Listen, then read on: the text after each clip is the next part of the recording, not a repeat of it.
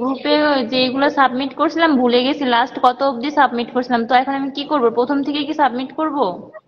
আচ্ছা, কতক্ষণ মতো সাবমিট করছেন এটা তো আপনার ভুলে যাওয়ার কথা না। আপনি তো ছবিও তুলছিলেন তাই না? ওই ছবিগুলো আপনার ফোনে তো আছে, তো ওখান থেকে চেক করতে পারবেন। অথবা আপনি যে গ্রুপে পোস্ট করছিলেন গ্রুপে একটু যান, যে আপনার নামের উপর ক্লিক করবেন। আপনার নামের উপর যখন ক্লিক করবেন তখন আপনি কতগুলা পোস্ট করছিলেন সবগুলা গ্রুপের মধ্যে সিরিয়ালি চলে আসবে। এখান থেকে আপনি আইডেন্টিফাই করতে পারবেন যে আপনি কত পর্যন্ত পোস্ট করছিলেন, রাইট? এটা গ্রুপের মধ্যে যে আপনি শর্টিং করলেই পেয়ে যাবেন। একটু চেক করে দেখবেন, পারবেন। আর যদি না পারেন আমাদের মেন্টর বা মডারেটর আছে, জাস্ট বলবেন যে বের করতে পারতেছি না, সুন্দর মতো আপনাকে বের করে দিবে বা কত দূর পর্যন্ত আপনি পোস্ট করছেন। এটা নিয়ে চিন্তা করতে হবে না। আচ্ছা, আজকে আমাদের ওকে ভাই। বাংলার সিম্পল কমপ্লেক্স কম্পাউন্ডের ক্লাস। তো এইটা আমরা অনেকদিন ধরে এক্সপ্লেন করতেছিলাম, বলতেছিলাম যে ভাই দেখো, সিম্পল মানে হলো সরল, সিম্পল মানে সরল বাক্য, তাই না? কমপ্লেক্স, কমপ্লেক্স মানে কি ছিল? জটিল বা মিশ্র, জটিল বা মিশ্র কতদিন করলাম। আর কম্পাউন্ড মানে কি ছিল? যৌগিক। মনে পড়ে? মনে পড়ার কথা। এই হলো সরল, জটিল বা মিশ্র বা যৌগিক। আপনি ইংলিশে যেমন 1 সেকেন্ডের সিম্পল কমপ্লেক্স কম্পাউন্ড সেন্টেন্স চিনলেন, আপনার বাংলাতেও চিনতে হবে। বাংলা একটা বাক্য দিয়ে বলবে, বাবা বলো তো এটা সরল, জটিল, মিশ্র নাকি যৌগিক, কোন বাক্য, এভাবে বলবে। আবার বাংলা একটা বাক্য আপনাকে সরল থেকে জটিল কনভার্ট করতে বলবে, যৌগিক থেকে জটিল, জটিল থেকে যৌগিক, এরকম কনভার্ট করতে বলবে, রাইট? আপনার পারতে হবে। মানে আপনি ইংলিশে ঠিক যা যা করে আসেন, প্রথমত বাক্য চিনছিলেন, কনভেনশনের মাধ্যমে চিনছিলেন, সেম কাহিনী আপনি ইংলিশেও করবেন। বাক্য চিনতে হবে, কনভেনশন গুলো জানতে হবে এবং ট্রান্সফরমেশন ঘটাতে হবে।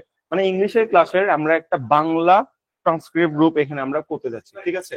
ওকে, এটা হলো আমাদের স্লাইড নাম্বার 1। নাম্বার 2 স্লাইডে যদি আমি চলে আসি, আমি আপনাকে আরেকবার করে জিনিসটা দেখাবো যে ভাই নন ফাইনাইট ভার্ব কি, ফাইনাইট ভার্ব কি, কিভাবে কাজ করে। গতদিন আমি পড়াই, আজকের ক্লাসের কনসেপ্ট আমি একটু দেখাবো না? তারপর ট্রেনার উপায়, ওই ইংলিশে যা যা লিখে দিছিলাম ভাই ওটাই লিখে দেখো। সিম্পল একটা সাবজেক্ট, একটা ফাইনাইট ভার্ব, কমপ্লেক্স দুটো সাবজেক্ট, দুটো ফাইনাইট ভার্ব, একটা সাবঅর্ডিনেট কনজাংশন, আর কম্পাউন্ড হইলে দুটো সাবজেক্ট, দুটো ফাইনাইট ভার্ব, একটা কোঅর্ডিনেট কনজাংশন পড়ছিলাম, রাইট? সাবঅর্ডিনেট কোঅর্ডিনেট কোনগুলো ছিল ওইগুলো পড়ছিলাম, ওইগুলোর বাংলা রূপ আমি এখানে জাস্ট লিখে রাখছি দেখো। সিম্পলের ক্ষেত্রে তো আমার কোনো কনজাংশন লাগতেছে না। কমপ্লেক্সের ক্ষেত্রে আমাদের কি লাগতেছে? যে, সে, যিনি, তিনি, যে ইফ মানে যদি, মানে ইংলিশ যেগুলো ছিল না, since, as, because, that, in order, so, dot dot that, ওইগুলোর জাস্ট আমি বাংলা রূপগুলো লিখে রাখছি ভাই, আর কিছু করিনি। মানে কয়েকটা লিখে রাখছি, খুব একটা প্যারাও দিইনি, জাস্ট কয়েকটা বুঝার সাপেক্ষে আর কি। আর কম্পাউন্ডের ক্ষেত্রে কি ছিল? And, or, but, yet, as well as, এই যে দেখো, এবং, ও, কিন্তু, অথবা, অথচ, কিংবা, বরং, তথাপি, দেখছো? এগুলো কি বলতো? এগুলো যে ছিল and, or, but, yet, as well as, still, nevertheless, however, therefore, whereas, অর্থাৎ কোঅর্ডিনেট কনজাংশন ছিল। তো এগুলো হলো কোঅর্ডিনেট কনজাংশন। কোথায় ব্যবহার করা হয়? কম্পাউন্ড সেন্টেন্সে ব্যবহার করা হয়, এই জন্য আমি এটা লিখে রাখছি। একটু ওয়েট, কানেকশন নয়েজ আসতেছে, আমি গেটটা একটু অফ করে দিই। ওকে, এখন এক্সট্রা কোনো সাউন্ড আসবে না। যেই পয়েন্টে ছিলাম, গতদিনের ক্লাসগুলো আমরা জাস্ট রিপিট করতেছিলাম, কিচ্ছু বলি নাই ভাই নতুন। সিম্পল কমপ্লেক্স কম্পাউন্ড কিভাবে গঠিত হয় ওটা দেখাইলাম। এটার বাংলা নাম কি? সরল, জটিল বা মিশ্র, যৌগিক, এটা আমি দেখাইলাম। আমি তোমাকে বললাম কমপ্লেক্সে তোমার যেটা লাগতেছে সেটা হলো সাবঅর্ডিনেট কনজাংশন। এই যে এগুলো হলো সাবঅর্ডিনেট কনজাংশন, ইংলিশের বাংলা রূপ। আর নিচের গুলো হলো কোঅর্ডিনেট কনজাংশন, তাই না? ইংলিশের জাস্ট বাংলা রূপগুলো আমি লিখে রাখছি। এরপর আর কিছু নাই দেখো, এরপর আমরা ডিরেক্ট নেক্সট স্লাইডে চলে যাবো। নেক্সট স্লাইডে যাওয়ার পর আমরা একটু দেখবো ক্লোজ। কতদিন ক্লোজ নিয়ে একটু হালকা পাতলা আলোচনা করছিলাম, আজকে ক্লোজ একদম ডিপে চলে যাব। ক্লোজ, তারপর আমরা ইংলিশে ক্লোজ কনসেপ্টটা শেষ করবো, বাংলায় আগে ক্লোজ কনসেপ্টটা শিখতে হবে। তারপর বিভিন্ন বাক্য দেওয়া আছে দেখো, এই বাক্যগুলো কেন সিম্পল, কেন কমপ্লেক্স, কেন কম্পাউন্ড, আমরা টুলসের একটা এক্সপ্লেনেশন দিব। ওকে, একটু মিউট করেন, যে আনমিউট করে রাখছেন ইকো হচ্ছে, পরবর্তীতে সমস্যা হবে। ওকে, এবার এখানে অ্যাডজেক্টিভ ক্লোজ কিভাবে বের করে, অ্যাডভার্বিয়াল ক্লোজ কিভাবে বের করে, এটা আমরা একটু দেখবো। তারপর ট্রান্সফরমেশনে চলে আসবো, একটা বাক্যর কত রকম ট্রান্সফরমেশন হইতে পারে, আপনি কিভাবে ট্রান্সফরমেশন করতে পারেন, সিম্পল থেকে কমপ্লেক্স, কমপ্লেক্স থেকে সিম্পল, সিম্পল থেকে কম্পাউন্ড, মানে এরকম অনেক রকমের ট্রান্সলেশন দেখবো। দেখতে দেখতে শেষ করার পর আমরা বাক্যে চলে আসবো। মানে বাক্য প্রথম ক্লাসে আপনাদের যেটা পড়ানো হয়েছিল, আকাঙ্ক্ষা সত্যের যোগ্যতা কিভাবে বের করতে হয়, এটা আমি আপনাকে মানে বুঝানোর সাপেক্ষে বলছিলাম। বাট আপনার কোশ্চেন তো এইভাবে আসবে, আসক্তির একটা তো ডেফিনেশন আছে তাই না, যোগ্যতার একটা ডেফিনেশন আছে। তো এটা আমাদের এই বাক্য তত্ত্বের ক্লাসে সেন্টেন্স ট্রান্সফরমেশনের মধ্যে ছিল, ওই জন্য ওখানে জাস্ট বুঝাইছি। এখানে আমরা এই কনসেপ্টটা ডিপলি ক্লিয়ার করবো। ভাই আমি আগের ক্লাসগুলো কোথায় পাবো? আগের ক্লাসটা নো টেক্সট গ্রুপে পাবেন, নো টেক্সট গ্রুপ চেক করবেন, সেখানে পেয়ে যাবেন। আচ্ছা, তো যোগ্যতার আরো যে নিয়মগুলো আছে এই নিয়মগুলো আমরা একটু দেখবো। দেখে মোটামুটি ক্লাসটা এখানে শেষ হয়ে যাবে, এতটুকুই ক্লাস। মানে বুঝতেছেন যে আপনার ইংলিশ যেটা সিম্পল কমপ্লেক্স কম্পাউন্ড ছিল, ওটার বাংলা ভার্সন এটা, নতুন কিছু না। ওকে, তো প্রথমত ফাইনাইট আর নন ফাইনাইট ভার্ব আমাদের একটু শিখতে হবে। আমরা বাংলার ক্ষেত্রে যদি ফাইনাইট নন ফাইনাইট শিখি, একটু মনে করে দেখেন তো, বাংলা ক্ষেত্রে ফাইনাইট কি ছিল, আমি কিভাবে শিখেছিলাম? বাংলার ক্ষেত্রে বলছিলাম ফাইনাইট মানে হলো সমাপিকা, সকর্মক না, সমাপিকা। মনে পড়ে সমাপিকা কিভাবে বের করতাম? আমরা বলতাম যে কোন একটা ভার্ব দিয়ে যদি সেন্টেন্সটা ফুলফিল হয় তখন সেটা ফাইনাইট ভার্ব। মনে পড়ে? কোন একটা ভার্ব দিয়ে যদি সেন্টেন্সটা পরিপূর্ণতা লাভ করে বা সেন্টেন্সটা ফুলফিল হয় তখন তাকে ফাইনাইট বলতাম। মনে করো, মনে করো। আর নন ফাইনাইট কি বলতাম?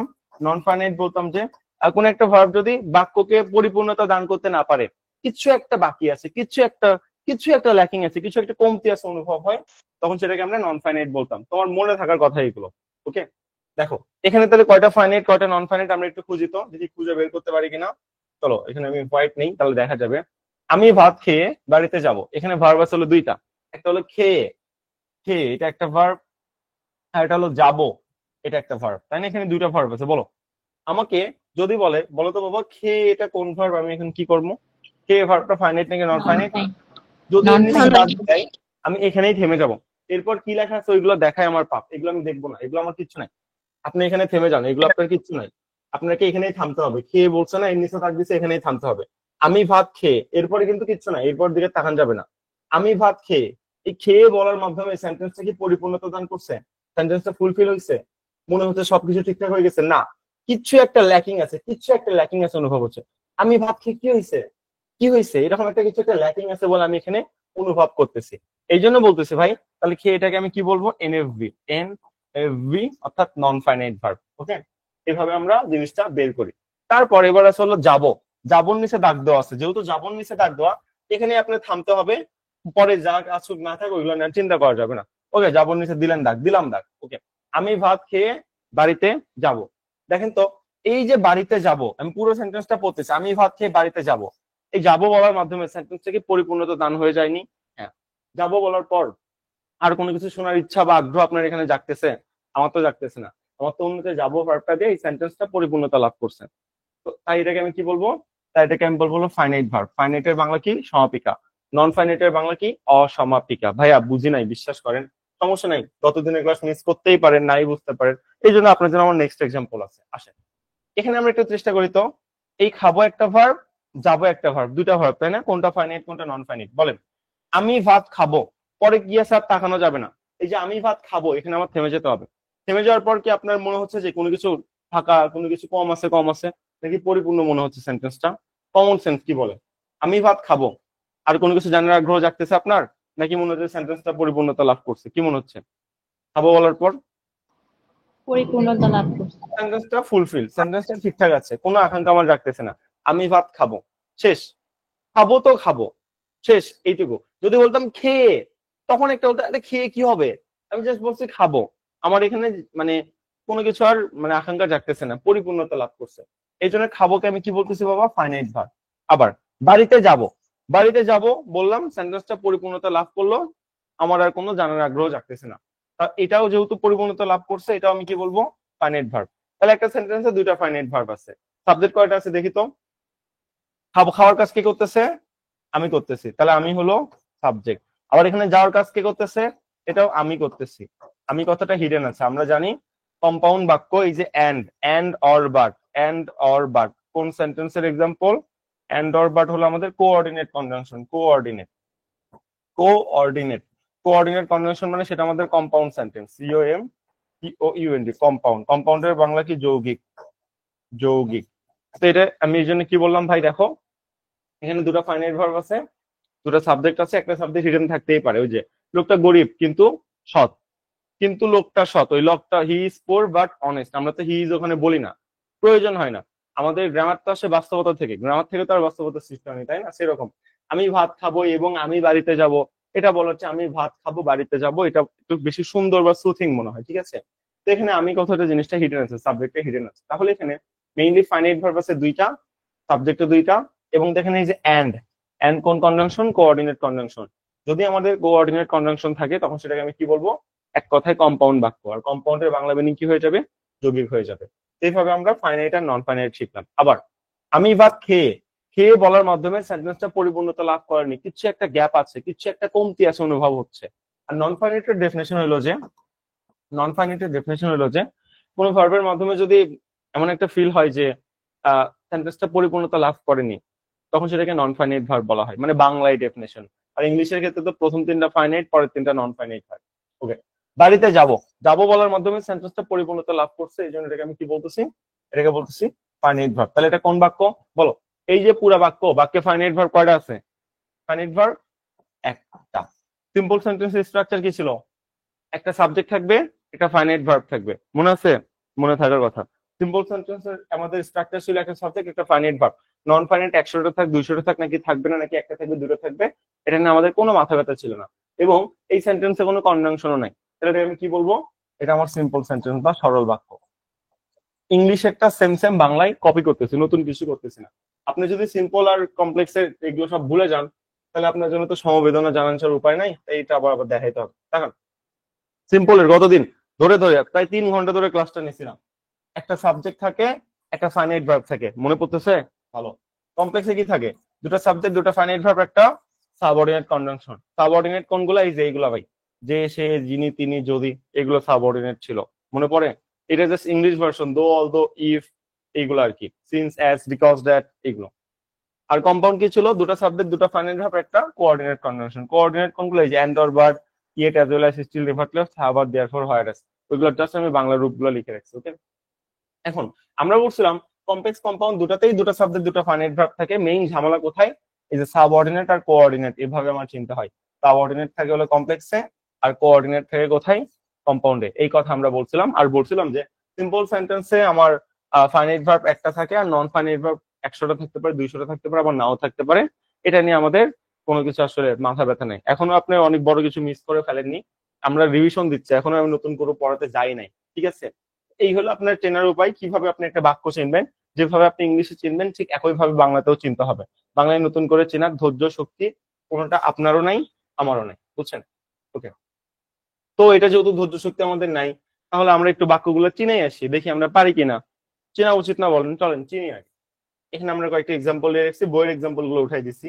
বই, পুকুরে পদ্ম ফুল জন্ম না, জন্মে, এখানে এ হয়, জন্মে, ঠিক আছে, এই কার্ডটা বাদ দিচ্ছি। বলেন, পুকুরে পদ্ম ফুল জন্মে, ঠিক আছে। এই জন্ম, জন্মেটা কি? জন্মেটা হলো ভার্ব। এই জন্মে বলার পর আর কোনো কিছু জানার আগ্রহ জাগতেছে আপনার? পুকুরে পদ্ম ফুল জন্মে, আর কোনো আগ্রহ জাগতেছে? আমার তো জাগতেছে না। সেন্টেন্সটা পরিপূর্ণ, একদম কোনো কিছু মানে আপনার কমতি আছে বলে আমার এখানে মনে হচ্ছে না, ঠিক আছে। তো পুকুরে পদ্ম ফুল জন্মে, এই জন্য জন্মেকে আমি কি বললাম? এটার মাধ্যমে যেহেতু আমাদের সেন্টেন্সটা পরিপূর্ণতা লাভ করছে, তাই এটা ফাইনাইট ভার্ব। তো এখানে সাবজেক্ট কোনটা বলেন তো? পুকুরে পদ্ম ফুল জন্মে, সাবজেক্ট কোনটা? এই সেন্টেন্সের সাবজেক্ট কোনটা, কে পারবো? সাবজেক্ট মানে কর্তা, ভার্বের কাজ যে করে তাকে সাবজেক্ট বলা হয়। পদ্ম ফুল। পুকুর সাবজেক্ট, জন্মের কাজ পুকুর করতেছে না পদ্ম ফুল করতেছে? ভার্বের কাজ যে করে তাকে কি বলা হয়? তাকে সাবজেক্ট বলা হয়। তাহলে এটা সাবজেক্ট। বলেন, সাবজেক্টের বাংলা নাম কি? কোন কারক? সাবজেক্টের বাংলা নাম কি শিখাইছিলাম? কর্তৃকারক।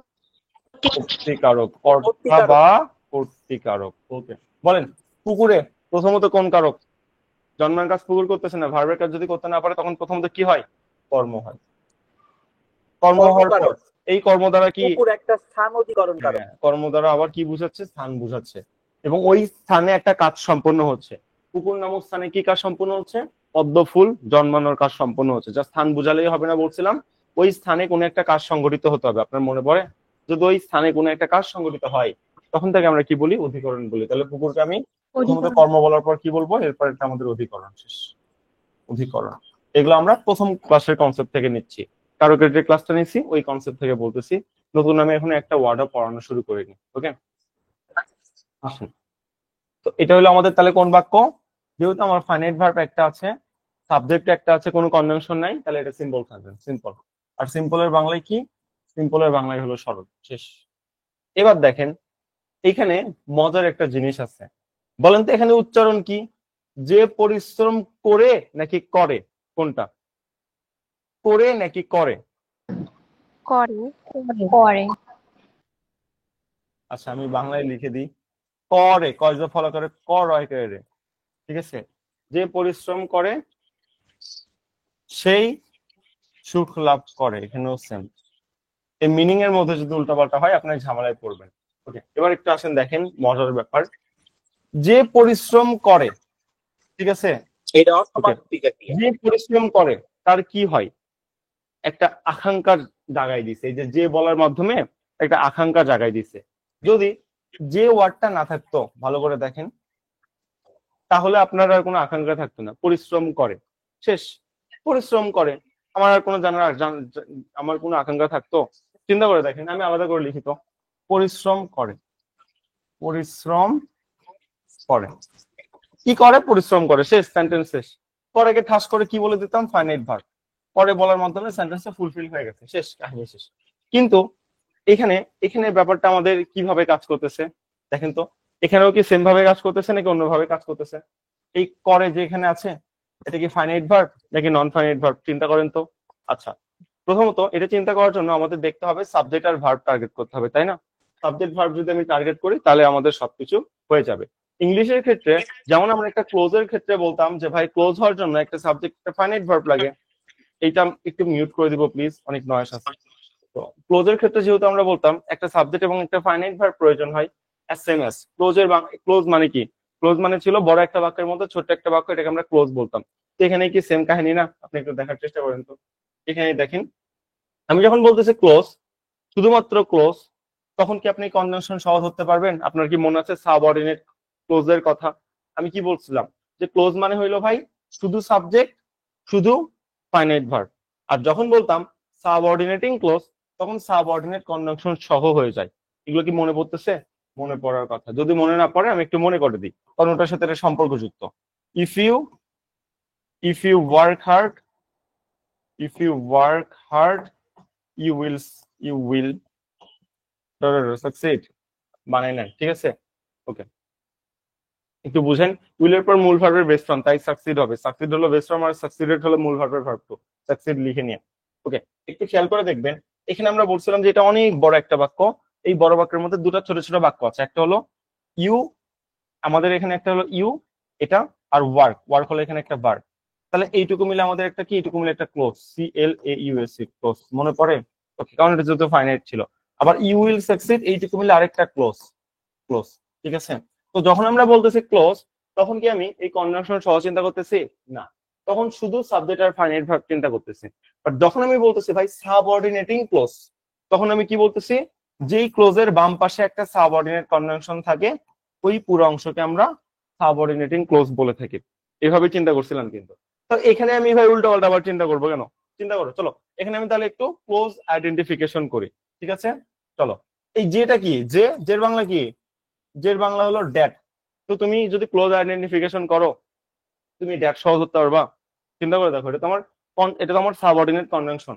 এই যে ইফ যেরকম আমাদের ছিল, ইফ মানে যদি, এখানে জের ইংলিশ হলো ড্যাট, ড্যাট আমার একটা সাবঅর্ডিনেট কনজাংশন ছিল। এখানে তোমার সাবজেক্ট আর ফাইনাইট ভার্ব আইডেন্টিফাই করতে হবে। চলো করে একটা ক্লোজ আইডেন্টিফাই করি।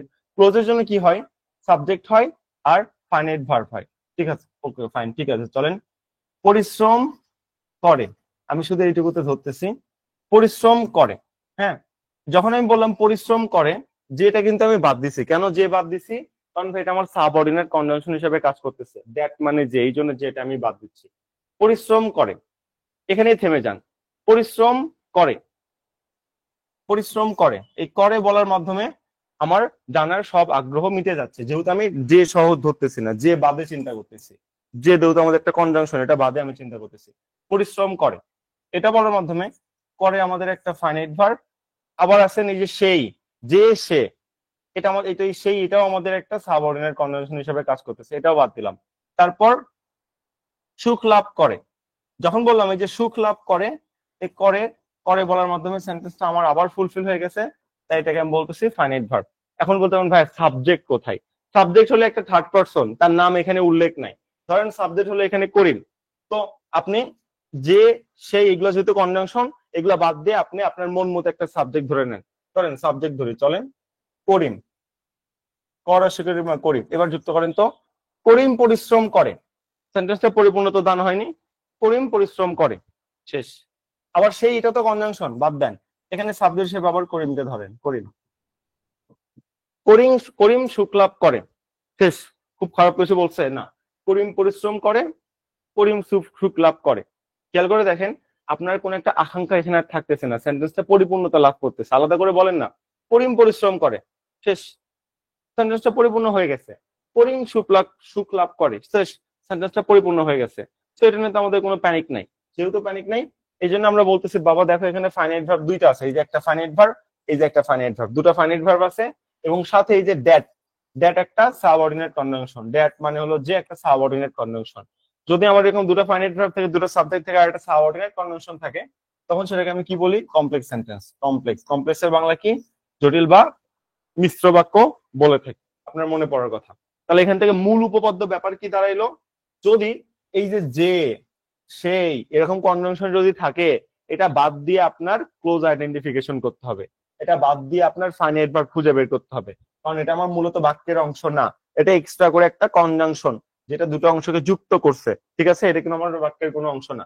তাহলে যে আমার কনজাংশন কেটে দিছি, সেও কেটে দিছি, পরিশ্রম করতেছে থার্ড একটা পার্সন, আপনার মনে মনে যে কোনো একটা পার্সন ধরে নেবেন। আমি ধরলাম যে রহিম, এবার ধরলাম রহিম। তো রহিম পরিশ্রম করে, রহিম সুখ লাভ করে, করেও ফাইনাইট ভার্ব, এখানে করেও ফাইনাইট ভার্ব। তাহলে যেহেতু আমাদের দুটো ফাইনাইট ভার্ব আছে তাই বলতেছি, এবং একটা সাবঅর্ডিনেট কনজাংশন আছে, এই জন্য আমি এটাকে বলতেছি যে এটা আমাদের একটা কমপ্লেক্স সেন্টেন্স বা জটিল বা মিশ্র বাক্য। সেম কাজ দেখো, সে যে অপরাধ করেছে, আবার যে, দেখছো? এই দেখো যে, কাটো, যে একটা কনজাংশন না? যে একটা কনজাংশন, ওকে, কনজাংশন কেটে দাও। তাহলে এখানে সাবজেক্টটা কে? অপরাধ করার কাজ কে করতেছে? এই যে সে, ব্যক্তি করতেছে, একজন মানুষ করতেছে, তাহলে সে হলো সাবজেক্ট। এখন বলো, সে অপরাধ করেছে, তোমরা জানার কোনো আগ্রহ লাগতেছে? নাই। সে অপরাধ করেছে, শেষ, সেন্টেন্সটা শেষ। সে অপরাধ করেছে, তো করেছে আমার একটা ফাইনাইট ভার্ব, ওকে। তারপর এখানে আবার আসো, তা মুখ দেখেই বুঝেছে, ঠিক আছে? এখন মুখ দেখে কে বুঝতেছে? অন্য একজন কেউ বুঝতেছে। ধরে নাও কে বুঝতেছে? ধরে নাও এখানে রহিম বুঝতে, আমি বুঝতেছি। তো লেখো এখানে আমি মুখ দেখেই বুঝেছি।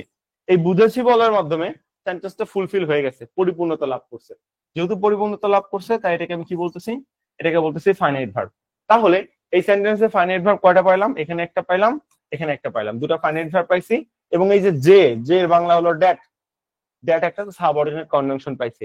এই জন্য এটাকে আমি কি বলবো? এটাকে আমি বলবো কমপ্লেক্স সেন্টেন্স বা মিশ্র বা জটিল বাক্য। এই হলো আপনাদের মেইন কনসেপ্ট। তাহলে আপনি একটা জিনিস হয়তো নোট করছেন, আপনি সাইডে একটা সাইড নোট দিতে পারেন যে বাংলার ক্ষেত্রে না সাবজেক্ট থাকা না থাকা ম্যাটার করে না, বাংলার ক্ষেত্রে ম্যাটার করে ফাইনাইট ভার্ব আছে কিনা, ঠিক আছে? কমপ্লেক্সের ক্ষেত্রে দুটো ফাইনাইট ভার্ব আছে, কম্পাউন্ডের ক্ষেত্রে দুটো ফাইনাইট ভার্ব আছে, হ্যাঁ, এবং কনজাংশনটা কি আছে। বাংলার ক্ষেত্রে আপনার ম্যাটার করে ফাইনাইট ভার্ব কয়টা আছে এবং কোন কনজাংশন আছে, লিখে নেন, একটা সাইড নোট দিয়ে লিখে নিতে পারেন। বাংলার ক্ষেত্রে মানে বাংলায় সিম্পল কমপ্লেক্স কম্পাউন্ডের ক্ষেত্রে, সিম্পল কমপ্লেক্স কম্পাউন্ডের ক্ষেত্রে সাবজেক্ট ম্যাটার করে না, ম্যাটার করে না। ফাইনাইট ভার্ব এভি এন্ড ফাইনাইট ভার্ব এবং কি, ফাইনাইট ভার্ব এবং কনজাংশন ম্যাটার করে, শুধু কনজাংশন ম্যাটার করে, CONJUNCTION, ফাইনাইট ভার্ব এবং কনজাংশন ম্যাটার করে। এটা একটু লিখে নেন, তাহলে আপনার জন্য সুবিধা হবে। এটা কিন্তু আমরা মুখস্থ করিনি, আমরা তিনটা এক্সাম্পল সলভ করলাম, সলভ করে দেখলাম যে ভাই কোনোটাতেই খুব একটা সাবজেক্ট ভ্যারি করতেছে না, মেইন কাজ করতেছে ভাই ফাইনাইট ভার্ব কয়টা। এন্ড ফাইনাইট ভার্ব খুঁজে বের করার উপায় কি? আপনি একটু সাইড নোট দিয়ে নেবেন প্লিজ। ফাইনাইট ভার্ব খুঁজে বের করার উপায়, প্রথমত যে কনজাংশনটা আছে বাক্যের মধ্যে, ওটা আল্লাহর ওয়াস্তাকে কেটে দিবেন। ওটার জন্যই তো আপনার সত্য জুড়ে দেয় ভাই, আর সত্য জুড়ে দিলে তো সেটা আমাদের কমপ্লেক্স হয়ে যায়, যে আমাদের অধীন খণ্ডবাক্য, স্বাধীন খণ্ডবাক্য, এখান থেকে তো এই কাহিনী, কনজাংশন থেকে তো এই কাহিনী চলে আসে। তো আপনি কনজাংশন সহ চিন্তা করলে তো বারবারই মনে হবে যে সেন্টেন্স ফুলফিল হচ্ছে না, ফুলফিল হচ্ছে না, এমন তো মনেই হবে। তো আপনার প্রথমত কনজাংশনটা কেটে দিতে হবে, কনজাংশন কেটে দিয়ে চিন্তা করতে হবে। কনজাংশন কেটে দিয়ে যখন আপনি চিন্তা করবেন, তখন দেখবেন আপনি ফাইনাইট ভার্ব খুব সহজেই খুঁজে পেয়েছেন। এবং এইটা বেশিরভাগ স্টুডেন্ট এখানে এসে ধরা খায়। বেশিরভাগ স্টুডেন্ট মনে করে আরে যে পরিশ্রম করে, আরে একটা আকাঙ্ক্ষা, যে পরিশ্রম করে কি হয় কি হয়, আরে আকাঙ্ক্ষা জাগতেছে আল্লাহ, আর তাহলে তো করেটা নন ফাইনাইট না ভাই, এটা তো বের করার নিয়ম না ভাই। আমি তো তোমাকে একটু আগে ইংলিশ দেখাইলাম যে ক্লোজ মানে সাবজেক্ট আর ফাইনাইট ভার্ব, তাই না? আর যদি একটা কনজাংশন এসে যুক্ত হয়ে যায়, তখন ওই ক্লোজের নাম হয়ে যায় সাবঅর্ডিনেটিং ক্লোজ। আমি তো তোমাকে শিখাইলাম, একটু আগে দেখে আসলাম। তো যেহেতু একটা কনজাংশন, সেই তো একটা কনজাংশন, কনজাংশন সহ কেন চিন্তা করতেছো? পরিশ্রম করে কে করে? থার্ড একটা পার্সন বসাও না, রাকিব। রাকিব পরিশ্রম করে, ফুলফিল সেন্টেন্স, কোনো জানার আগ্রহ নাই, রাকিব সুখ লাভ করে, এটা বলার মাধ্যমে আমার আর কোনো জানার আগ্রহ থাকতেছে না। তো তাহলে দুটো সাবজেক্ট আছে, দুটো ফাইনাইট ভার্ব আছে, ফাইন। আর যে, এটা আমার হলো ড্যাট। ড্যাট মানে সাবঅর্ডিনেট কনজাংশন, এই জন্য এটা আমাদের কমপ্লেক্স সেন্টেন্স, ঠিক আছে, অ্যাজ সিম্পল অ্যাজ দ্যাট। তো আশা করি আপনি জিনিসটা ধরতে পারতেছেন। নিচেরটাও সেম কাহিনী। আবার যে সহ চিন্তা করলে তো ঝামেলায় পড়বা ভাই। যে সহ কেন চিন্তা করবে, এটা কনজাংশন, কনজাংশন বাদে চিন্তা করো না। সে অপরাধ করেছে, করেছে বলার মাধ্যমে সেন্টেন্সটা ফুলফিল হয়ে গেছে, তাই ফাইনাইট ভার্ব। আবার মুখ দেখেই বুঝেছি, মুখ দেখে কে বুঝতেছে, আমি বুঝতেছি, রহিম বুঝতেছে, রফিক বুঝতেছে, যে অন্য একজন কেউ বুঝতেছে, আমি মুখ দেখেই বুঝেছি, বুঝেছি বলার মাধ্যমে সেন্টেন্সটা ফুলফিল হয়ে গেছে। এবং এই যে দ্যাট একটা সাবঅর্ডিনেট কনজাংশন আছে, তাই এটাকে আমি কি বলতেছি, কমপ্লেক্স সেন্টেন্স, অর্থাৎ জটিল বা মিশ্র বাক্য। অর্থাৎ এখান থেকে আমি একটা উপপাদ্য লিখলাম, বা আমরা একটা জিনিস প্রমাণ করলাম যে বাংলার ক্ষেত্রে আমার সাবজেক্ট ম্যাটার করে না, ম্যাটার করে হলো ফাইনাইট ভার্ব কয়টা আছে আর কনজাংশনটা কি আছে, জাস্ট এটা ম্যাটার করে। আমি নিচের দুইটা বাক্য পড়ার পর আমি আরেকটা সিম্পলিফাই উপায় আপনাকে শেখাবো, যে যার পর আপনি 1 সেকেন্ডে চিনতে পারবেন কোনটা কমপ্লেক্স আর কোনটা কম্পাউন্ড। হ্যাঁ, আমি তো আগে রুলস বলতে পারবো না, আমি আপনাকে এটা ভাঙার পর যা আসবে আপনার চোখে যা দেখবেন সেটাই আপনাকে লিখে দেবো। আমি নর্মালি এক্সাম্পল থেকে রুলস মনে রাখি, রুলস থেকে এক্সাম্পল মনে রাখি না, কারণ এক্সাম্পল হলো বাস্তবতা, বাস্তবতা থেকে রুলস এর জন্ম হয়েছে, তো ওইভাবে পড়লে আপনার জন্য সহজ। আসেন তাহলে এগুলো কোন বাক্য আমি একটু চিন্তা করি তো। নেতা জনগণকে উৎসাহিত করলেন, এর মধ্যে কোন রকম কনজাংশন আছে? নাই তো ভাই। কোন রকম কনজাংশন আছে? হুম, কোন রকম কনজাংশন নাই। তাহলে ঠিক আছে, চলেন আমি এখানে একটু থামি। এই যে উৎসাহিত করলেন, উৎসাহিত করলেনটা কি? ভার্ব। এখন এটা ফাইনাইট নাকি নন ফাইনাইট আমি জানি না, বলেন। উৎসাহিত করার কাজ কি করতেছে? নেতা করতেছে। নেতা হলো সাবজেক্ট, তাহলে নেতা কোন কারক? কর্তা বা কর্তৃকারক। ওকে, তাহলে নেতা জনগণকে উৎসাহিত করলেন, করার পর করলেন, সেন্টেন্সটা ফুলফিল হয়ে গেছে, জানার আর কোনো আগ্রহ করতেছে লাগতেছে না। যদি হতো নেতা জনগণকে উৎসাহিত করে, এইভাবে যদি থামতাম, উৎসাহিত করে কি হয়েছে, তখন আমার একটা কোশ্চিন আসতো। বাট আমার ডিরেক্ট বলছে উৎসাহিত করলেন, শেষ, সেন্টেন্সটা ফুলফিল হয়ে গেছে, এই জন্য এটা আমার একটা ফাইনাইট ভার্ব। এবং নেতা আমাদের এখানে একটা সাবজেক্ট। ওকে, মাঝখানে আসলে কিন্তু, কিন্তু ইংলিশ কি? বাট। বাট মানে কোন conjunction? Coordinate conjunction. Coordinate conjunction কার ক্ষেত্রে হয়? কম্পাউন্ড বাক্যে হয়, কম্পাউন্ড বাক্যে হয়। তাহলে এখানে আমাদের আর কি লাগবে? আর একটা সাবজেক্ট আর একটা ফাইনাইট ভার্ব প্রমাণ করতে হবে। কোনো পদ দেখাইতে পারলেন না, পদ দেখানোর কাজ কে করতেছে? নেতা। এই যে নেতা শুরুতে সাবজেক্ট ছিল, এটা এখানে হিডেন আছে, তো এখানে এসে লেখেন নেতা, লেখেন নেতা পদ দেখাইতে পারলেন না, ঠিক আছে, পারলেন না বলার মাধ্যমে সেন্টেন্সটা পরিপূর্ণতা লাভ করে ফেলাইছে, শেষ। এখন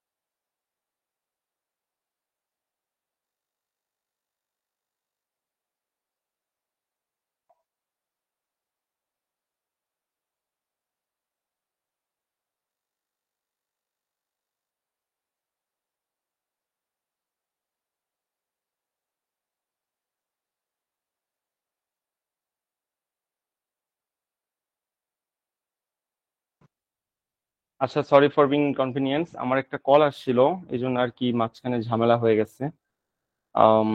ওকে, আমার কথা কি এখন শোনা যায়? একটু যদি এনশিওর করতেন, দেখেন তো। ক্লিয়ার। আচ্ছা, মাঝখানে একটা কল আসছিল, এই জন্য আর কি ঝামেলা হয়ে গেছে, এই জন্য কেটে গেছে। আচ্ছা, আমরা যে পয়েন্টে ছিলাম, জাস্ট ফোকাস এখানে ফোকাস করেন। আমরা বারবার করে একটা জিনিসই বলতেছিলাম, ভাই ইংলিশেরটা বাংলায় জাস্ট ম্যাচ করে দাও, শেষ, কাহিনী শেষ। তো এখানে এই যে উৎসাহিত করলেন বলার মাধ্যমে সেন্টেন্সটা ফুলফিল হয়ে গেছে, ফাইনাইট ভার্ব। পদ দেখাতে পারলেন না বলার মাধ্যমে সেন্টেন্সটা ফুলফিল হয়ে গেছে, আর এটা ফাইনাইট ভার্ব। এবং মাঝখানে আছে কি ভাই? কিন্তু। কিন্তু ইংলিশ কি? বাট। বাট মানে কি? Coordinate conjunction. যেহেতু বাট একটা কোঅর্ডিনেট কনজাংশন, কার ক্ষেত্রে হয়? কম্পাউন্ড বাক্যের ক্ষেত্রে হয়। তাই এটাকে আমি কি বলতেছি? এটা আমাদের একটা কম্পাউন্ড সেন্টেন্স। কম্পাউন্ড সেন্টেন্সের বাংলা নাম কি? বাংলা নাম হলো আমাদের যৌগিক বাক্য। যৌগিক, কম্পাউন্ড মানে যৌগিক। সরল, মিশ্র বা জটিল, তারপর যৌগিক, এভাবে মনে রাখি। Simple, complex, compound. সরল, মিশ্র বা জটিল, তারপর আসে আমাদের হলো যৌগিক বাক্য। দেখছেন? তো এই হলো ব্যাপার। মাঝখানে কিন্তু দেখে আমি বুঝলাম যে ভাই ঠিক আছে, এটা আমাদের কম্পাউন্ড বাক্য, এবং দুটা ফাইনাইট ভার্ব দেখে আমি বুঝতে পারলাম। নিচেটা দেখেন, উদয়স্ত পরিশ্রম করব তথাপি অন্যের দ্বারস্থ হব না। উদয়স্ত এইরকম বুঝাচ্ছে যে আপনার যে সূর্য ডুবে যাওয়া পর্যন্ত, হ্যাঁ, এরকমই আর কি জিনিসটা বুঝাই। সূর্য ডুবে যাওয়া পর্যন্ত পরিশ্রম করব, বা অনেক সময় বুঝাচ্ছে দিন রাত পরিশ্রম করব, তথাপি তারপরও অন্যের দ্বারস্থ হব না, মানে অন্য থেকে ভিক্ষা নিব না, এটাকে বলা হলো অন্যের দ্বারস্থ হব না। এটা আসলে বুঝাই। ওকে, দিন রাত পরিশ্রম করব, তারপরও অন্যের থেকে ভিক্ষা নিব না বা অন্যের দ্বারস্থ হব না। চলে, উদয়স্ত পরিশ্রম করব, এই পরিশ্রম করব বলার মাধ্যমে সেন্টেন্সটা ফুলফিল হয়ে গেছে। কোনো কিছু জানার আকাঙ্ক্ষা আসক্তি কোনো কিছু বাকি নাই ভাই। যেহেতু বাকি নাই, তাই এটাকে আমি কি বলতেছি, এটাকে বলতেছি ফাইনাইট ভার্ব। পরিশ্রম করার কাজ কে করতেছে? সাবজেক্টে হিডেন আছে। ধরো আমি করতেছি বা রহিম করতেছে। আমি উদয়স্ত পরিশ্রম করব তথাপি অন্যের দ্বারস্থ হব না। কে হবে না? আমি। সাবজেক্ট আবার হিডেন আছে। আমি অন্যের দ্বারস্থ হব না। এই যে অন্যের দ্বারস্থ হব না মানে কি? অন্যের কাছ থেকে ভিক্ষা নিব না। এটা বলার মাধ্যমে আমি সেন্টেন্সটা পরিপূর্ণতা দান করে দিলাম। ভিক্ষা নিব না বলার পর আর কোনো জানার আকাঙ্ক্ষা ভাই বাকি থাকে না। ঠিক আছে, এই জন্য এটাকে আমি কি বললাম, এই জন্য এটাকে বললাম যে ভাই ঠিক আছে, এই যে দ্বারস্থ হব না, এটা আমাদের কি, এটা আমাদের একটা ফাইনাইট ভার্ব। তাহলে দুটো ফাইনাইট ভার্ব পাইছি। এবং তথাপি, তথাপি কোন কনজাংশন ছিল আমাদের? তথাপি আমাদের ছিল হইলো একটা কোঅর্ডিনেট কনজাংশন। একটু আগে আপনাকে লিখে দিয়েছি, আপনি দেখছেন কিনা আমি জানি না, আমি আবার জিনিসটা আপনাকে দেখাই দিই। এই যে দেখেন, এবং ও কিন্তু অথবা অথচ কিংবা বরং তথাপি, এটা আমাদের কি, এটা হলো আমাদের coordinate conjunction. As simple as that. Coordinate conjunction আসলে জিনিসটা তোমার এভাবেই কাজ করে। এখন এখান থেকে আমি তোমাকে একটা সুপার শর্টকাট দিই। দেখো, আমি নিজে মুখস্থ না ছাড়া, মুখস্থ ছাড়া সুপার শর্টকাট। শর্টকাট কি জানো? যদি দেখো, হ্যাঁ, যদি দেখো কনজাংশন শুরুতে আছে, মাস্ট বি শুরুতে আছে, হ্যাঁ, তাহলে এটা সারা জীবন ভাই এটা কমপ্লেক্স সেন্টেন্স হয়, সব সময় দেখতে হয় না কমপ্লেক্স। কারণ কমপ্লেক্স মানেই কি, সত্য জুড়ে দেয়। কমপ্লেক্স মানেই সত্য জুড়ে দেয়। আর সত্য জুড়ে দেওয়ার জন্য শুরুতে একটা কনজাংশন লাগাতেই হবে। শুরুতে কনজাংশন না লাগালে কখনো সত্য দেওয়া যায় না। বুঝছো? এইভাবে একটা বেসিক শর্টকাট যে সারা জীবন সবগুলোর ক্ষেত্রেই কমপ্লেক্স বাক্য বাংলার ক্ষেত্রে ভাই কনজাংশন থেকে ভাই শুরুতে, এই যে শুরুতে, শুরুতে থাকবেই। তোমার এখানে পরেও থাকতে পারে, এই যে সেই পরেও থাকতে পারে, সমস্যা নাই, কিন্তু শিওর শর্ট শুরুতে একটা কনজাংশন থাকবেই। যদি শুরুতে কনজাংশন না থাকে, এটা আর যাই হোক কমপ্লেক্স হতে পারবে না। ওকে, আর কম্পাউন্ডের ক্ষেত্রে কি, কম্পাউন্ড সেন্টেন্সের কনজাংশন কখনো শুরুতে থাকে না, সবসময় শুধুমাত্র মাঝখানে থাকে। শুধু মাঝখানে। এই দেখো কিন্তু, এই দেখো তথাপি, কোথাও কোনো কনজাংশন নেই, দেখছো সবগুলো মাঝখানে। তো যেগুলো সবগুলো মাঝখানে থাকে, এটা আমাদের কি হয়ে যায়, এটা আমাদের কম্পাউন্ড বাক্য হয়ে যায়। তাহলে এখান থেকে আমরা দুটো শর্টকাট বের করছিলাম। এক নম্বর শর্টকাট বের করছিলাম যে দেখো, এই বাংলার সিম্পল কমপ্লেক্স কম্পাউন্ডের ক্ষেত্রে সাবজেক্ট ম্যাটার করে না, ফাইনাইট ভার্ব কয়টা ভাই তুমি এটা দেখো, আর কনজাংশন কি আছে এটা দেখো। এক নম্বর শর্টকাট। দুই নম্বর শর্টকাটে বলছিলাম, তুমি যখন ফাইনাইট ভার্ব চিহ্নিত করবা, তখন কনজাংশন আল্লাহর ওয়াস্তে কাটে দিবা, কেটে দিবা। কনজাংশন কেটে চিন্তা করবা, না হলে তুমি ঝামেলায় পড়বা। যদি দেখো এখানে সাবজেক্ট নাই, অন্য কোনো একটা সাবজেক্ট জোর করে নিয়ে আসবা। প্রথমত, যেমন আমি এই যে সে অপরাধ করেছে, পরিশ্রম করে, আমার মনে হচ্ছে ওকে পরিশ্রম করে ফুলফিল হয়ে গেছে। তুমি যদি না বুঝে রহিম নিয়ে আসো, রহিম পরিশ্রম করে, সেন্টেন্সটা ফুলফিল হয়ে গেছে। তো এইভাবে আমি এটা কমপ্লেক্স বের করে ফেললাম।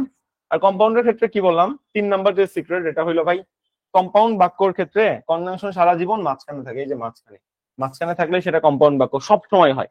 মানে এটা সুপার সিক্রেট। আর আমরা অন্যভাবে তো বলতে পারি যে কিন্তু এটা কোঅর্ডিনেট, হ্যাঁ ঠিক আছে, এই জন্য এটা আমার কম্পাউন্ড বাক্য, আমি এটাও বলতে পারি, এটা তো বেসিক। বাট আমি তোমাকে শর্টকাট শিখেছি বেসিক এর পর, যে মাঝখানে কনজাংশন থাকলে সেটা কম্পাউন্ড। আর যদি কনজাংশন শুরুতে একটা থাকে, কোনোভাবে শুরুতে যদি কোনো কনজাংশন থাকে, তখন সেটা কমপ্লেক্স হয়ে যায়। কেন হয়? মুখস্থবিদ্যা না, কারণ কমপ্লেক্সের ক্ষেত্রে আপনার শর্ত দিতে হয়। আর শর্ত দেওয়ার ক্ষেত্রে মাস্ট বি একটা শুরুতে কনজাংশন লাগবেই। ওকে, আর কম্পাউন্ড বাক্যের ক্ষেত্রে যেটাকে বলে হলো যৌগিক, প্লিজ একটু মিউট করে দিব। যৌগিক বাক্যের ক্ষেত্রে আমার কোনো কন্ডিশন বা শর্ত দিতে হয় না, যৌগিক বাক্যের কোনো কন্ডিশন লাগে না। এই জন্য যৌগিক বাক্যের ক্ষেত্রে কনজাংশন কোথায় থাকে? কনজাংশন আমাদের মাঝখানে থাকে। As simple as that. তো এই তিনটা জিনিস যদি আপনি একটু খাতায় লিখে নেন, তাহলে আপনার এই মানে ট্রান্সফরমেশন করাটা না আরো অনেক গতিশীল হবে, খুব দ্রুত করতে পারবেন ট্রান্সফরমেশন করাগুলো। তো এখন আমাদের, আচ্ছা, মুসলিমা মিলি আপু, মেবি আপনার এখান থেকে অনেক নয়েজ আসতেছে, প্লিজ একটু মিউট করে নিবেন। আচ্ছা, তো একটু আমরা ভাইয়া, দেখলাম। জি বলেন। যৌগিক বা বাক্যে বইয়ে আরেকটা উদাহরণ আছে না, ওই উদাহরণটা একটু বুঝাই দিন। যৌগিক বলেন, এক্সাম্পলটা বলেন কি ছিল? বৎস মলিন কেন, কেউ জিজ্ঞাসা করিলে সে ধোপাকে গালি পারে, অথচ ধৌত বস্ত্র তার গৃহ পরিপূর্ণ।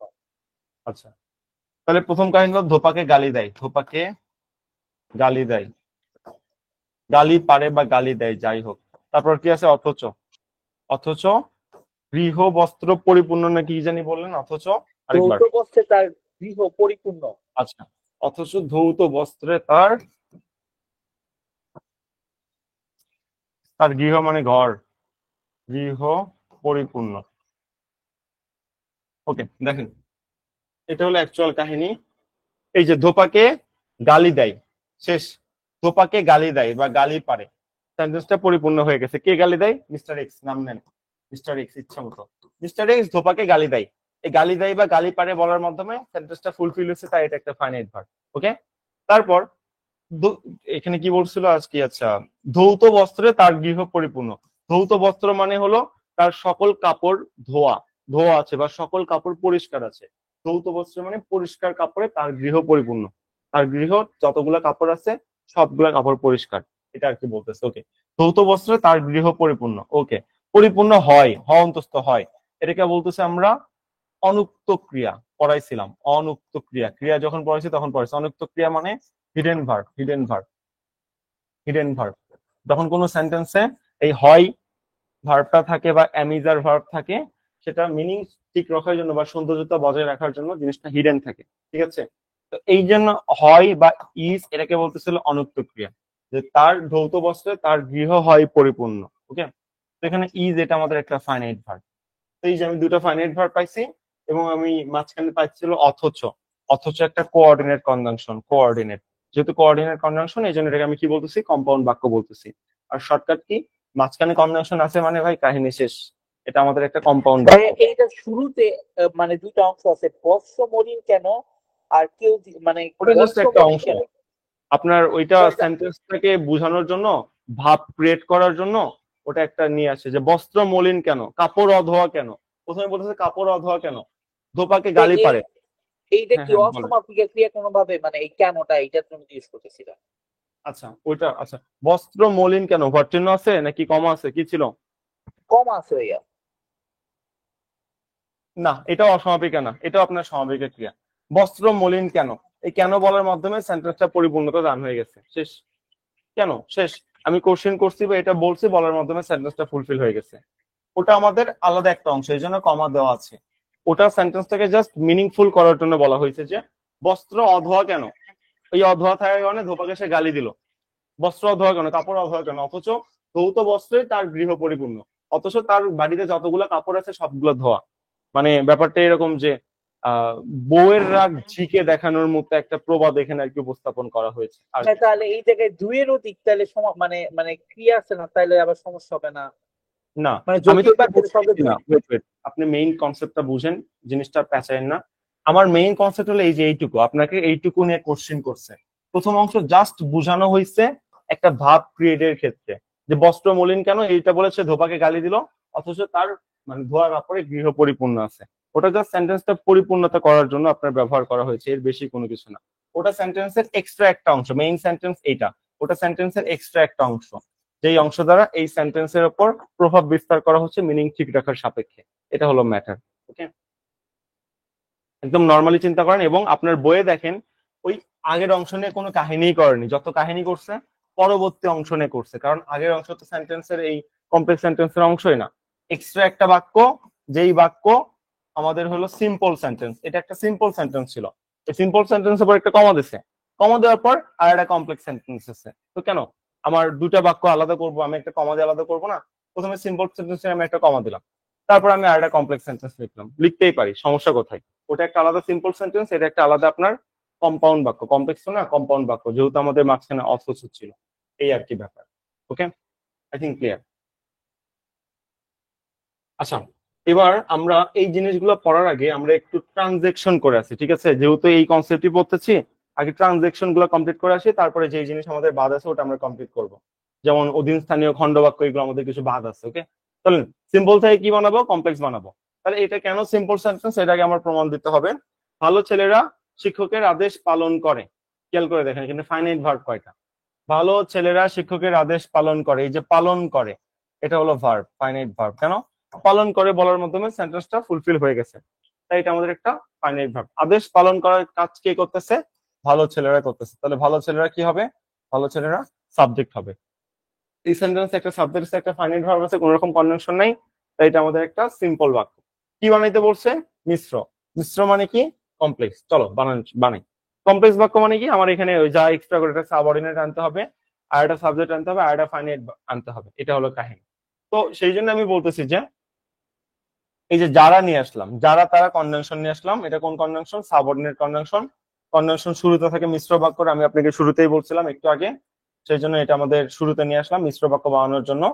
তারপর বললাম যে যারা ভালো ছেলে, এই যে ভালো ছেলে, ভালো ছেলে বলার মাধ্যমে যারা বাদে চিন্তা করতে হবে। একটা এখানে ভালো ছেলে কি হিডেন আছে? অন্তস্থ হয়, হয়। হয় অর্থাৎ একটা ভার্ব, ইজ ভার্বটা হিডেন আছে, আর ইজটা হলো আপনার ফাইনাইট ভার্ব। ওকে, এখানে একটা ফাইনাইট ভার্ব। তারপর শিক্ষকের আদেশ পালন করে, যারা তারা তো কনজাংশন ছিল, শিক্ষকের আদেশ পালন করে, এই আদেশ পালন করে এটা আমাদের একটা ফাইনাইট ভার্ব, এটা বলার মাধ্যমে সেন্টেন্সটা ফুলফিল হয়ে গেছে। আমরা বলছিলাম যে বাংলার ক্ষেত্রে জাস্ট দেখবেন ফাইনাইট ভার্ব দুটো আছে কিনা এন্ড কনজাংশন আছে কিনা, তাহলেই হবে। আপনি যদি সাবজেক্ট চানি এক্সট্রা করে এটা বসাই দেন না, ভালো ভালো ছেলে শিক্ষকের আদেশ পালন করে, রাইট? এখন ভালো ছেলে কারা? আপনি ইচ্ছা মতো একজনের নাম বসাই দেন, আর যে রহিম ভালো ছেলে, রহিম শিক্ষকের আদেশ পালন করে, দেখেন সেন্টেন্সটা মিলে যাবে। ওকে, যারা তারা যেহেতু কনজাংশন হিসেবে কাজ করতেছে, তো ওটা বাদে আপনার চিন্তা করতে হবে। আর সহজেই বুঝাইছিলাম যে ভাই যেহেতু আমাদের প্রতিবারই দেখতেছি সাবজেক্ট হিডেন থাকতেছে, তো তুমি দুটো ফাইনাইট ভার্ব দেখো আর তুমি কোন কনজাংশন সেটা দেখো, দেখে বলে দাও যে এটা আমাদের কোন সেন্টেন্স হবে। ইংলিশের ক্ষেত্রে তো আমাদের ট্রান্সফরমেশন করতে সমস্যা হচ্ছিল, বাট বাংলাতে এগুলো আমাদের মাতৃভাষা, এটা কমন সেন্স দিয়ে বের করা যায় যে ভালো ছেলের শিক্ষকের আদেশ পালন করে মানে যারা ভালো ছেলে তারা শিক্ষকের আদেশ পালন করে, শেষ। এভাবে খুঁজে বের করে দাও, তাহলেই তো হয়ে যায়, এত প্যাচানোর তো মানে নেই। তারপর দেখো, তার দর্শন মাত্র আমরা প্রস্থান করলাম, এই যে তার দর্শন মাত্রই, হ্যাঁ, মানে তাকে দেখেই, দর্শন মাত্র বাংলা মিনিং কি? দেখেই, দেখেই, দেখেই, এই যে দেখেই একটা ভার্ব। এখন চিন্তা করো তো, তাকে দেখেই, এটা কি ফুলফিল হইলো বাক্যটা? তাকে দেখেই হইলো, ফুলফিল হইলো? কিছু একটা ল্যাকিং আছে মনে হচ্ছে না? হ্যাঁ, তাকে দেখে কি হয়েছিল, এমন একটা ল্যাকিং আছে, ঠিক আছে। এবং তুমি দেখার চেষ্টা করো, এখানে কোনো কনজাংশনও নাই, কোনো কনজাংশন আছে নাই। তার দর্শন মাত্র বাংলা মিনিং হলো তাকে দেখেই, এখানে কিন্তু কোনো কনজাংশন নাই। কনজাংশন ছাড়াই দেখো কিছু একটা গ্যাপ আছে, গ্যাপ আছে অনুভব হচ্ছে, দেখছো? কোনো কনজাংশন টনজাংশন কিছু নাই, কনজাংশন ছাড়াই কিছু একটা গ্যাপ আছে, কিছু একটা গ্যাপ আছে আমার অনুভব হচ্ছে, তাই আমি বলতেছি ওকে ঠিক আছে, দেখেইটা আমাদের কি হবে? এনএফভি, নন ফাইনাইট ভার্ব। ওকে, এরপর কি হইলো? আমরা প্রস্থান করলাম, প্রস্থান করলাম মানে চলে গেলাম। যাওয়ার কাজ কি করতেছে? আমরা করতেছি, তাহলে আমরা হলো সাবজেক্ট, আর প্রস্থান করলাম বলার মাধ্যমে সেন্টেন্সটা ফুলফিল হয়ে গেছে, তাই এটা আমাদের একটা ফাইনাইট ভার্ব। এই সেন্টেন্সে কোনো কনভেনশন নাই, একটা সাবজেক্ট আছে, একটা ফাইনাইট ভার্ব আছে, আর নন ফাইনাইট ভার্ব একটা আছে। তো নন ফাইনাইট ভার্ব মাথা ব্যথা নাই, যেহেতু কোনো কনভেনশন নাই, পাশে একটা সাবজেক্ট আর ফাইনাইট ভার্ব আছে, এই জন্য এটাকে আমি বললাম এটা আমাদের একটা সিম্পল বাক্য বা সিম্পল সেন্টেন্স। তো এটাকে আমি এবার কমপ্লেক্স বানাবো। যেই সেই, এগুলো হলো কনজাংশন। ওকে, যেই সেই বা যেই তার দর্শন পেলাম, এখন এখানে নিয়ে আসেন, জাস্ট এখানে থেমে যান। তার দর্শন পেলাম, সেন্টেন্সটা আমার একদম পরিপূর্ণ হয়ে গেছে, আকাঙ্ক্ষা বা কোনো কিছু নাই, কারণ কনজাংশন বাদে তো আমার চিন্তা করতে হবে, তাই না? এই যে যেই বাদে চিন্তা করেন করেন, তার দর্শন পেলাম, ওকে পাইছি, শেষ, সেন্টেন্স শেষ হয়ে গেছে। আমরা প্রস্থান করলাম, শেষ, সেন্টেন্স শেষ হয়ে গেছে। তো এখানে একটা ফাইনাইট ভার্ব, এখানে একটা ফাইনাইট ভার্ব, আর এই যে যেই সেই একটা সাবঅর্ডিনেট কনজাংশন, এই জন্য এগুলোকে আমি কি বলতেছি? কমপ্লেক্স সেন্টেন্স, অর্থাৎ মিশ্র বা জটিল বাক্য, শেষ। ভিক্ষুককে দান করো, ওকে, দান করো বলার মাধ্যমে ফুলফিল হয়ে গেছে, সেন্টেন্সটা একটা ফাইনাইট ভার্ব। আর দান করার কাজ কে করতেছে? তুমি বা সামথিং, কেউ একজন করতেছে, সাবজেক্টটা হিডেন আছে, সাবজেক্ট আমার বাংলার ক্ষেত্রে ম্যাটার না, ফাইনাইট ভার্ব শুধু একটা। তো মিশ্র বানাইতে হবে, এই যে আমাদের একটা সাবঅর্ডিনেট কনজাংশন, এই যে ভিক্ষা চাই, তার কাজ কে করতেছে? সাবজেক্ট হিডেন আছে, সাবজেক্ট নিয়ে আসো, রহিম ভিক্ষা চাই, ফুলফিল হয়ে গেছে, আর কোনো কিছু জানার আগ্রহ নাই। তাকে দান করো, এই করো বলার মাধ্যমে সেন্টেন্সটা ফুলফিল হয়ে গেছে, কোনো জানার আগ্রহ নাই, এই জন্য আমরা বলতেছি এখানে ফাইনাইট ভার্ব দুইটা, আর যে একটা সাবঅর্ডিনেট কনজাংশন, এই জন্য এটা আমাদের কমপ্লেক্স সেন্টেন্স, অর্থাৎ মিশ্র বা জটিল বাক্য, অ্যাজ সিম্পল অ্যাজ দ্যাট। ওকে, শেষ, এই হলো ব্যাপার। এভাবে প্রত্যেকটা ভাঙা যাবে, যতগুলো আছে সব এভাবে ভাঙা যায়। আমি এখন স্পিড আগাবো, সবগুলো এভাবে ধরে ধরে ব্যাখ্যা করে দিলে আসলে মুখে খাওয়াই দেওয়ার মতো একটা ব্যাপার, যেটা মেইন পয়েন্ট, আমি শুধু সেই পয়েন্ট গুলো আপনাকে টাচ দিই। দেখেন, এবার মিশ্র থেকে সরল করতে বলছে। সেম, এই যে যাদের, এটা আমার কনজাংশন, দেখছেন, যাদের বুদ্ধি নেই তারাই এই কথা বিশ্বাস করে। এই যে যাদের একটা হলো কনজাংশন, বাদ দেন, বুদ্ধি নেই। কারণ কার বুদ্ধি নেই? একটা সাবজেক্ট নিয়ে নেন, রহিমের বুদ্ধি নেই, রহিমের বুদ্ধি নেই। তো রহিমের বুদ্ধি নাই তো নাই, একটা সাবজেক্ট, একটা ফাইনাইট ভার্ব। তারপর তারাই এই কথা বিশ্বাস করবে, তারাও একটা কনজাংশন বাদ দেন, নিয়ে একটা সাবজেক্ট নিয়ে আসেন রহিম, রহিম এই কথা বিশ্বাস করবে, সেন্টেন্সটা ফুলফিল হয়ে গেছে। করবেটা একটা ফাইনাইট ভার্ব এবং যাদের জিনিসটা একটা সাবঅর্ডিনেট কনজাংশন, এই জন্য বলতেছি এটা আমাদের কমপ্লেক্স সেন্টেন্স। তোমার সিম্পল বানাইতে হবে। তাই বললাম যে বুদ্ধিহীনরা এ কথা বিশ্বাস করবে, এই যে শুধুমাত্র একটা ফাইনাইট ভার্ব, আর কোনো ভার্ব নাই। বুদ্ধিহীনরা এই কথা বিশ্বাস করবে। বিশ্বাস করার কাজ কে করতেছে? নির্বোধরা বা বুদ্ধিহীনরা করতেছে। এটা একটা সাবজেক্ট, তাহলে একটা সাবজেক্ট একটা ফাইনাইট ভার্ব আছে, এই জন্য এটা আমাদের একটা সিম্পল সেন্টেন্স। তাই সব সেম, দেখো এই যতদিন ততদিন, শুরুতে কনজাংশন, তার মানে কমপ্লেক্স সেন্টেন্স, শেষ। এটা সিম্পল। এই দেখো, যে শুরুতে কনজাংশন তার মানে কমপ্লেক্স সেন্টেন্স, দেখছো, যে শুরুতেই কনজাংশন তাহলে কমপ্লেক্স, শুরুতে কনজাংশন থাকলে কমপ্লেক্স হয়ে যায়। আর এইটা যদি বাদ দাও, সকল পশু মাংস ভোজন করে, আচ্ছা যে সকল পশু, যে কাটে দাও, তাহলে সকল পশু মাংস ভোজন করে, সেন্টেন্সটা ফুলফিল। তারপর তারা অত্যন্ত বলবান, এটাও সেন্টেন্সটা ফুলফিল। তাহলে দুটো সাবজেক্ট, দুটো ফাইনাইট ভার্ব, যে একটা সাবঅর্ডিনেট কনজাংশন, এই জন্য এটা আমাদের একটা মিশ্র বাক্য। সরল করলে কি হয়? মাংসভোজী পশু অত্যন্ত বলবান, শেষ। অত্যন্ত বলবান, সাবজেক্টে ভার্বটা হিডেন আছে, অন্তস্থ হয়, অর্থাৎ হিডেন ভার্ব বা অনুক্ত ক্রিয়ায় ইজ একটা ফাইনাইট ভার্ব। আর মাংসভোজী পশু এটা হলো আমাদের সাবজেক্ট, একটা সাবজেক্ট আছে, একটা ফাইনাইট ভার্ব আছে, এই জন্য এটা আমাদের সিম্পল সেন্টেন্স বা সরল বাক্য হয়ে গেল। এই হলো তোমার ট্রান্সফরমেশন চলতেছে। এবার দেখো, সরল থেকে যৌগিক বানাইতে হবে। তিনি আমাকে 5 টাকা দিয়ে বাড়ি যেতে বললেন, এই যে দিয়ে একটা ভার্ব, ভার্ব, কোনো কনজাংশন নাই, দেখো কোনো কনজাংশন আছে? তিনি আমাকে 5 টাকা দিয়ে, একটা কোনো কনজাংশন নাই, কনজাংশন ছাড়া। তাহলে তিনি আমাকে 5 টাকা দিয়ে, দিয়ে নিচে থামলা, দিয়ে কি হয়েছে জানার আগ্রহ জাগতেছে, তাহলে এটা একটা নন ফাইনাইট ভার্ব। ওকে, তারপর বাড়ি যেতে বললেন, বললেন বলার মাধ্যমে সেন্টেন্সটা ফুলফিল হয়ে গেছে, ফাইনাইট ভার্ব। তাহলে এই সেন্টেন্সে একটা ফাইনাইট ভার্ব আছে এবং একটা সাবজেক্ট আছে, যে তিনি, তিনি আমাকে বাড়ি যেতে বললেন, রাইট। ফাইনাইট ভার্ব যেহেতু আমাদের একটা আছে, কোনো কনজাংশন টনজাংশন কিছু নাই, তাই এটা আমাদের সিম্পল সেন্টেন্স। বানাবো কি? যৌগিক, অর্থাৎ কম্পাউন্ড বানাবো। তাহলে মাঝখানে কনজাংশন আনতে হবে, এই যে মাঝখানে নিয়ে আসছি। তিনি আমাকে 5 টাকা দিলেন, সেন্টেন্সটা ফুলফিল। বাড়ি যেতে বললেন, সেন্টেন্সটা ফুলফিল। তাহলে দুটো সাবজেক্ট, দুটো ফাইনাইট ভার্ব, একটা কোঅর্ডিনেট কনজাংশন, তাই এটাকে আমি কি বলতেছি? এটাকে বলতেছি যৌগিক বাক্য বা কম্পাউন্ড সেন্টেন্স। সেম, পরীক্ষায় উত্তীর্ণ হওয়ার জন্য, এখন থেকে এই যে হওয়ার জন্য, এখানে দেখেন কিছুই নাই, কোন পরীক্ষায় উত্তীর্ণ হওয়ার জন্য, এখানে তো দাগিয়ে দিতে পারতেছেন না। এই যে তোমার পড়া উচিত, একটা ফাইনাইট ভার্ব শুধু দেখতেছি, একটা ফাইনাইট ভার্ব আছে, এই জন্য এটা আমাদের সিম্পল সেন্টেন্স, কোনো কনজাংশন নাই। এখানে দেখেন এই যে তবেই কনজাংশন আছে এবং কনজাংশন মাঝখানে, তার মানে কম্পাউন্ড সেন্টেন্স, খেলা শেষ, এখান থেকে বের করা যায়। আমি বহু কষ্টে শিক্ষা লাভ করেছি, এই যে শুধু একটা ফাইনাইট ভার্ব, তাই এটা আমাদের সিম্পল সেন্টেন্স। আমি বহু কষ্ট করেছি, তারপর শিক্ষা লাভ করেছি, দুটো ফাইনাইট ভার্ব, এই যে করেছি করেছি দুটো ফাইনাইট ভার্ব, ফলে মাঝখানে কনজাংশন, মানে কম্পাউন্ড সেন্টেন্স, শেষ। ইংলিশের ক্ষেত্রে সহজ, বাংলার ক্ষেত্রে সিম্পল কমপ্লেক্স কম্পাউন্ড আরো সহজ। জাস্ট মনে রাখবেন, কম্পাউন্ডের ক্ষেত্রে কনজাংশন মাঝখানে, কমপ্লেক্সের ক্ষেত্রে কনজাংশন শুরুতে, আর সিম্পলের ক্ষেত্রে আপনার কোনো কনজাংশনই থাকবে না। ওকে, আর বাংলার ক্ষেত্রে সিম্পল কমপ্লেক্স কম্পাউন্ডের ক্ষেত্রে সাবজেক্ট ম্যাটার না, ফাইনাইট ভার্ব কয়টা আছে শুধুমাত্র এটা ম্যাটার করে। আর কমপ্লেক্স সেন্টেন্সের ক্ষেত্রে বা যে কোনো বাক্যর ক্ষেত্রে আপনি যখন একটা ফাইনাইট ভার্ব খুঁজে বের করার চেষ্টা করবেন, তখন অবশ্যই শুরুতে কনজাংশন আগে কেটে দিতে হবে। কনজাংশন কেটে দিয়ে তারপর তোমার চিন্তা করতে হবে, কনজাংশন কেটে দিয়ে। এই হলো ব্যাপার। এই কয়টা জিনিস যদি আপনার মনে থাকে, তাহলে আপনি এইগুলোতে জীবনেও আটকাবেন না, সব সেম। দেখো, সত্য কথা বলিনি, সেন্টেন্সটা ফুলফিল। বিপদে পড়েছি, সেন্টেন্সটা ফুলফিল, তাই মাঝখানে কনজাংশন, তাই যৌগিক। এবার দেখো, সত্য কথা না বলে, না বলে কি হয়েছে? দেখো এখানে কোনো কোনো কোনো কনজাংশন কিন্তু নাই, সত্য কথা না বলে, না বলে তো থেমে গেছে। সত্য কথা না বলে কি হয়েছে? একটা একটা সেন্টেন্সটা পরিপূর্ণতা হয়নি, হাফ সেন্টেন্স, ফুল সেন্টেন্স হইতে হবে। না বলে কি হয়েছে? এই যে বিপদে পড়ছে, তাহলে না বলে একটা নন ফাইনাইট ভার্ব, আর বিপদে পড়েছে একটা ফাইনাইট ভার্ব, ঠিক আছে। এই জন্য এটা কি বলতেছি? সরল বলতেছি, শেষ, কোন কনজাংশন নাই।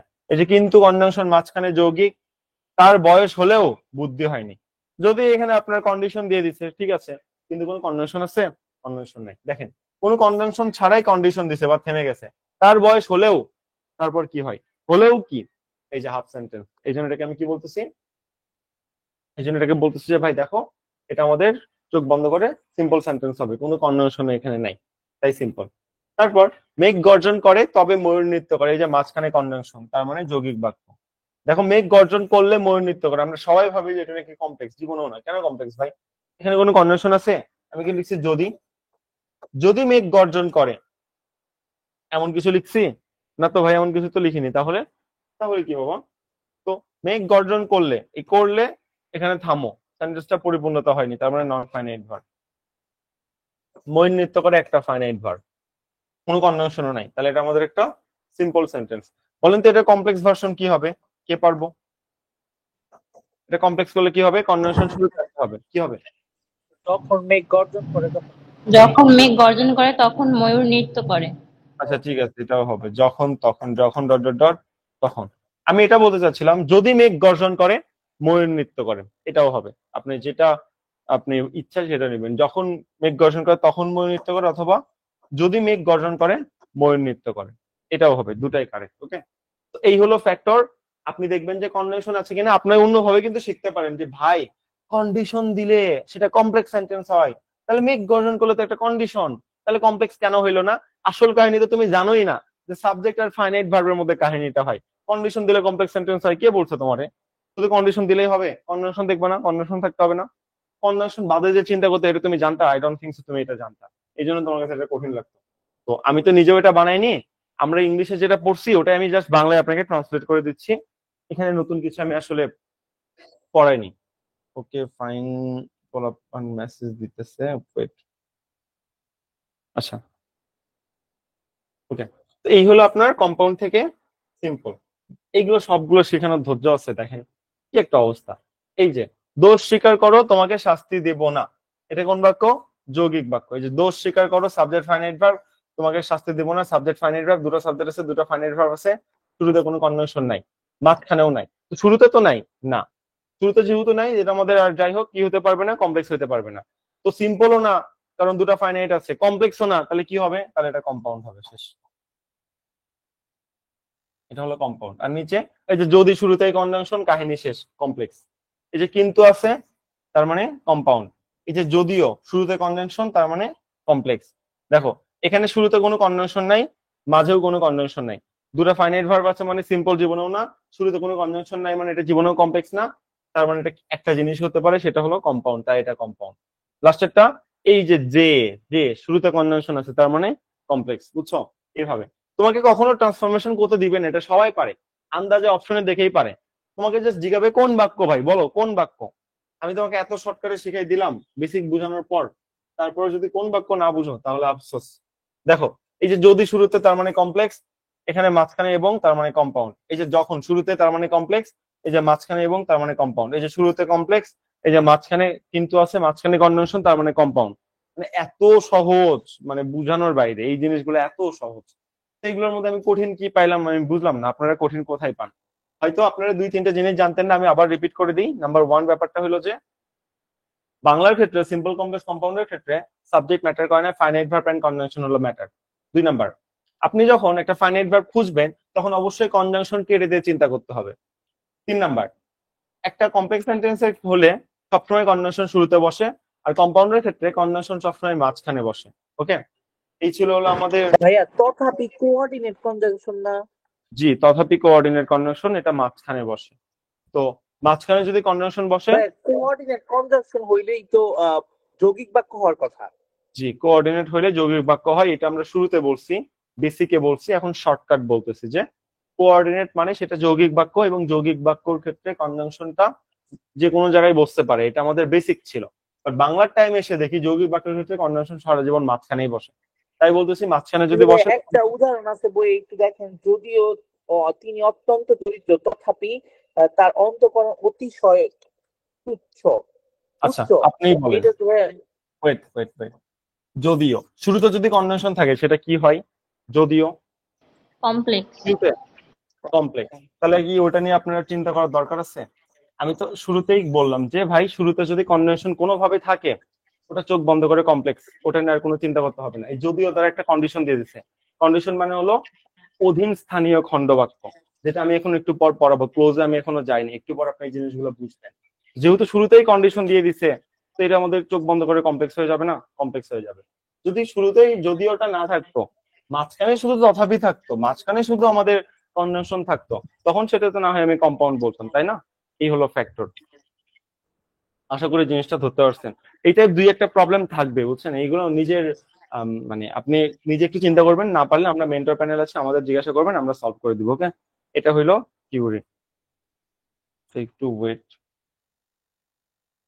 হ্যালো, জি, বলেন একটু দ্রুত।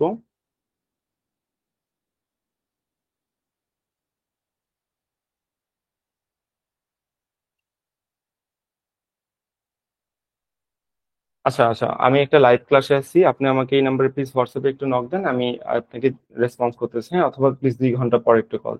আমি একটু লাইভ ক্লাসে আছি। ওকে, থ্যাংক ইউ।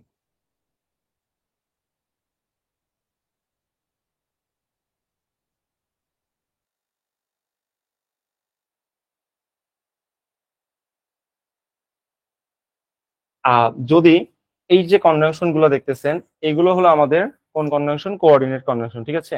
আর উপরের গুলো সাবঅর্ডিনেট কনজাংশন। তো ওনার কোশ্চেন ছিল, ভাইয়া তথাপিত কোঅর্ডিনেট কনজাংশন, তো যদিও তথাপি একসাথে আছে, আমি এখন কি করব?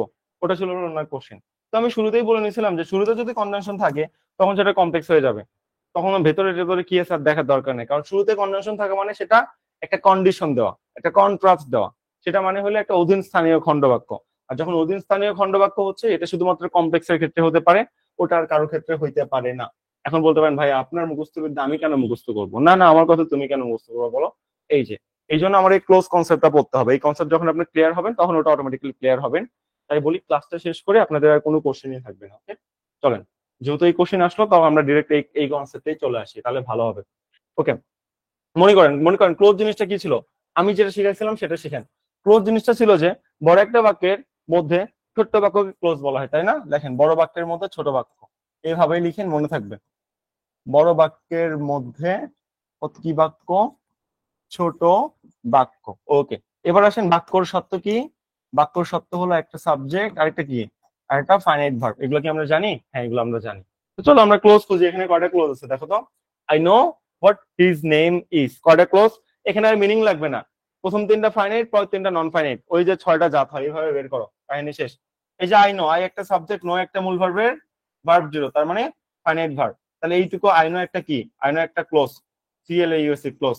এটা আমাদের কোন ক্লোজ বলেন তো? এই ক্লোজের বাম পাশে কোনো কনজাংশন আছে? এই যে বাম পাশে কোনো কনজাংশন আছে? নাই। তো বাম পাশে কনজাংশন না থাকলে ওই ক্লোজের নাম কি হয়ে যায় বলেন তো? এটা কোন ক্লোজ? প্রিন্সিপাল ক্লোজ ভাইয়া নাকি main subordinate clause. Clause? Main বা main clause. Principal clause. Okay, main বা প্রিন্সিপাল। সেটা আমি বললাম যে মেইন বা প্রিন্সিপাল। মাশাআল্লাহ। এবার আমরা আরেকটু খোঁজার চেষ্টা করি, চলেন। লাল কালি নিলাম। এই যে his name is, his name হলো সাবজেক্ট, ইজ একটা ফাইনাইট ভার্ব। এখানে আর একটা সাবজেক্ট আর একটা ফাইনাইট ভার্ব আছে, তাই না?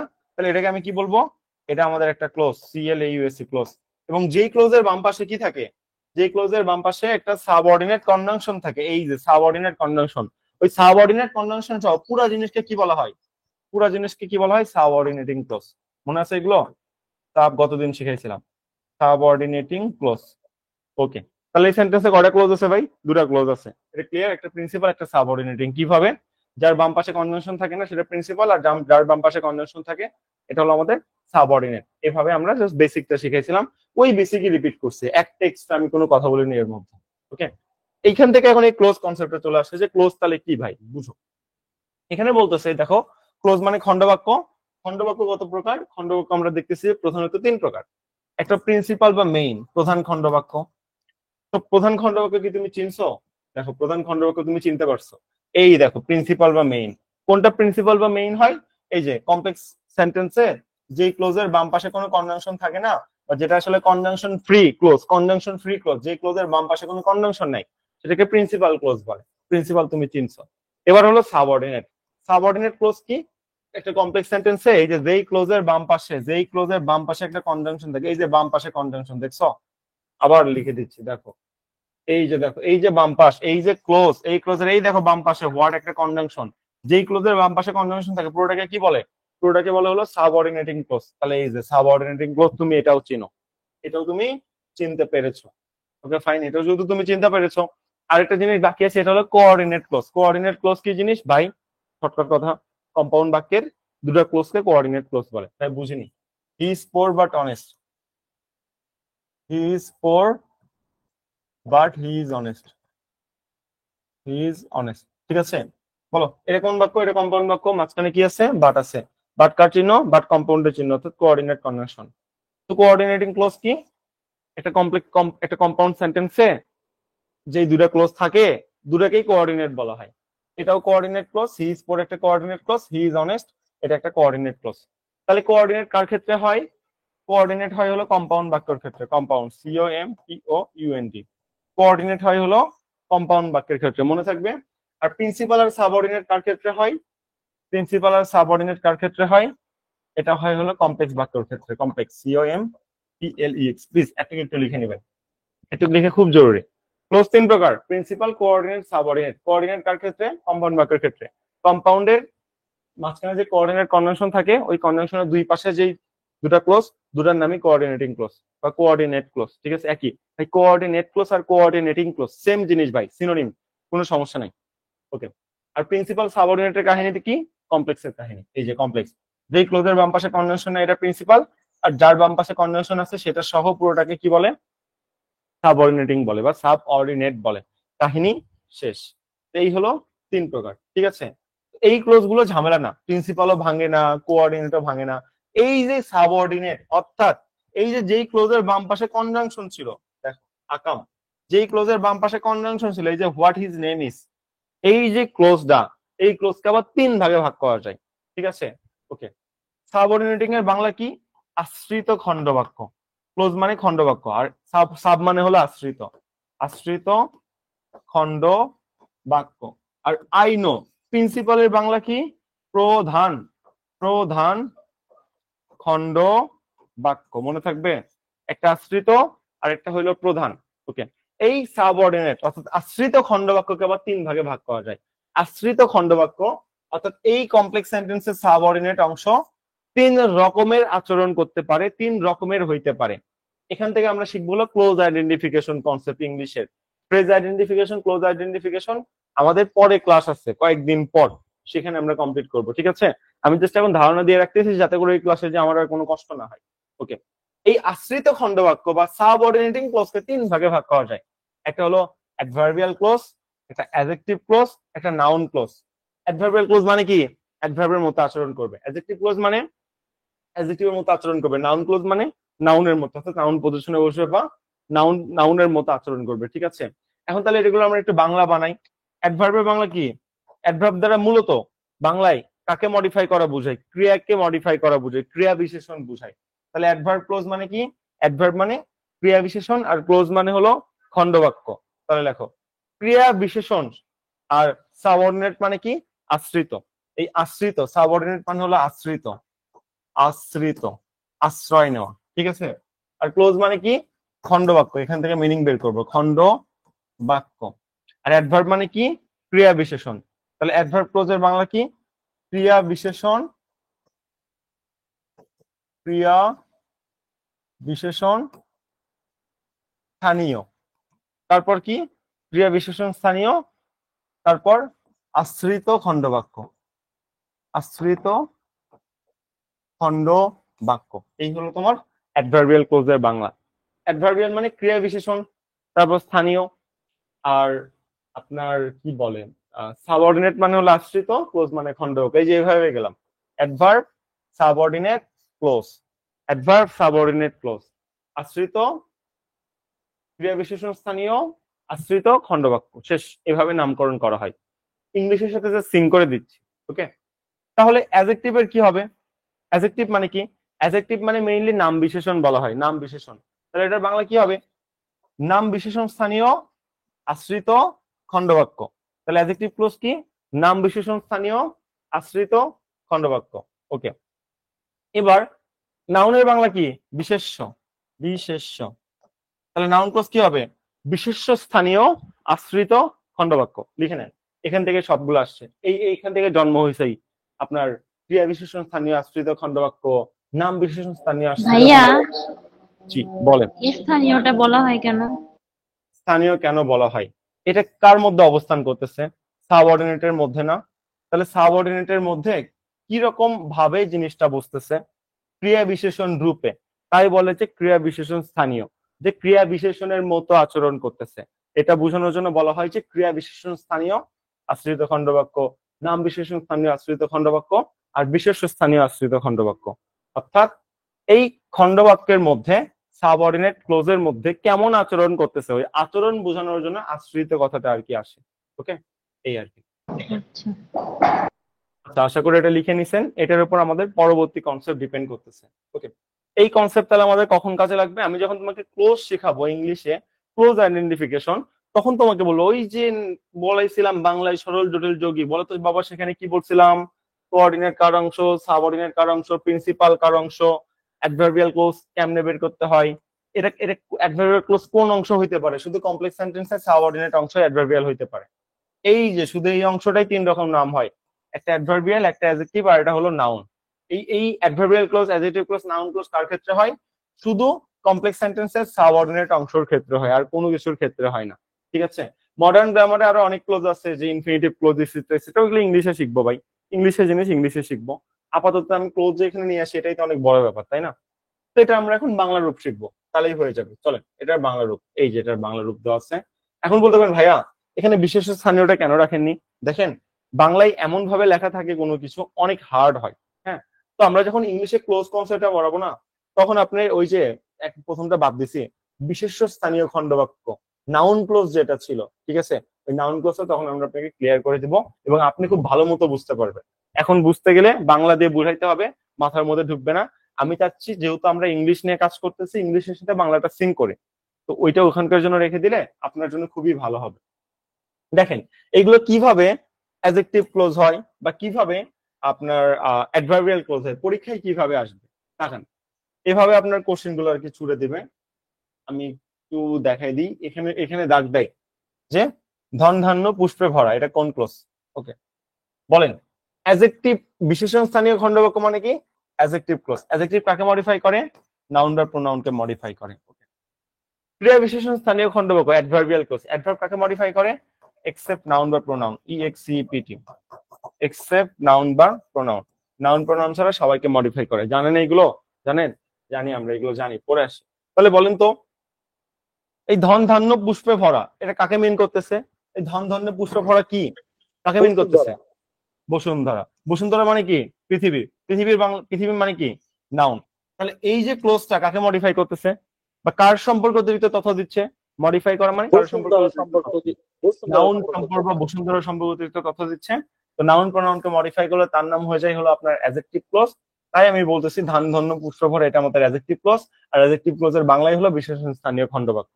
শেষ, আর কোনো কাহিনী এখানে হয়নি। আশা করি বুঝতে পারছেন।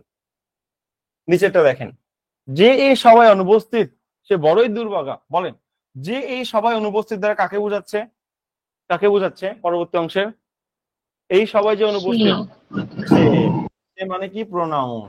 ওকে, নাউন প্রোনাউনকে যদি মডিফাই করে তার নাম কি হয়ে যাবে? অ্যাডজেক্টিভ হয়ে যাবে। এখন সেটা একটা ক্লোজ মডিফাই করলে অ্যাডজেক্টিভ ক্লোজ, একটা ফ্রেজ মডিফাই করলে অ্যাডজেক্টিভ ফ্রেজ, একটা ওয়ার্ড মডিফাই করলে শুধুমাত্র অ্যাডজেক্টিভ। এভাবে জিনিসটা কাজ করে।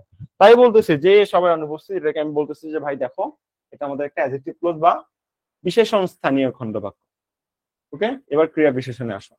যতই করিবে দান ততই যাবে বেড়ে। এই যে যতই করিবে দান, এটা একটা ক্লোজ। বলছো, বলো কাকে মডিফাই করছে? এই দান করার সাথে কিসের সম্পর্ক? যতই করিবে দান, দান দান করা, দান করার দ্বারা কি বোঝাচ্ছে? দান করলে কি হবে? দান করার পরিণতি কি? এটাই তো আমাদের মডিফাই, তাই না? মডিফাই করা মানে কি? কারোর সম্পর্কে এক্সট্রা পরিচয় দেওয়া। এই দান করলে কি হবে? দান করার সম্পর্কে এক্সট্রা পরিচয় কি? দান করা সম্পর্কে পরবর্তী অংশে এক্সট্রা পরিচয় হলো দান করলে কি হবে? ওই জিনিসটা বাড়বে, বেড়ে যাবে। দান করলে ওই জিনিসটা বেড়ে যাবে। তাহলে দান, এই যতই করবে দান, দান করার দ্বারা কাকে মডিফাই করতেছে? পরবর্তী অংশ বেড়ে যাবে, আর বেড়ে যাবে জিনিসটা ভার্ব, ভার্বকে মডিফাই করতেছে। যেহেতু ভার্বকে মডিফাই করতেছে, তাই এটা আমাদের কি হয়ে যাবে? এটা আমাদের অ্যাডভার্বিয়াল ক্লোজ। অন্য ভাইয়া বুঝাবো? ভাই এই সেন্টেন্সে কোনো সাবজেক্টই নাই ভাই। দেখো, এই যে বেড়ে যাবে, এটা হলো ভার্ব, আর তত হলো অ্যাডভার্ব। তো এই ক্লোজটা যাকেই মডিফাই করুক, অ্যাডভার্ব বা ভার্ব যাকেই করুক না কেন, নাউন প্রোনাউনকে তো করতেছে না। না, চোখ বন্ধ করে এটাতে অ্যাডভার্বিয়াল ক্লোজ হয়ে যাবে। এভাবেও বের করা যায়, যেভাবে আপনার ইচ্ছে। তুমি আসবে বলে আমি অপেক্ষা করছি। এই যে আসার সাথে কিসের সম্পর্ক? তুমি আসবে বলে কাকে মিন করতেছে? আমি কে নাকি অপেক্ষা করছে কে? কাকে মিন করতেছে? আসার সাথে কিসের সম্পর্ক? আমি, তুমি আসবে অপেক্ষা বলে করে। আমি, নাকি অপেক্ষার। তুমি আসার জন্য আমি কি অপেক্ষা। করতেছি? ফলাফল কি? তুমি আসার ফলাফল অপেক্ষা করতেছে। এই যে অপেক্ষা করতেছে হলো ভার্ব। ভার্বকে মডিফাই করলে তার নাম কি হয়ে যাবে? এটা আমাদের একটা নাউন প্রোনাউন হয়, যাকে মডিফাই করে সেটা আমাদের অ্যাডভার্বিয়াল হয়ে যাবে। একটা ক্লোজ, তাই অ্যাডভার্বিয়াল ক্লোজ।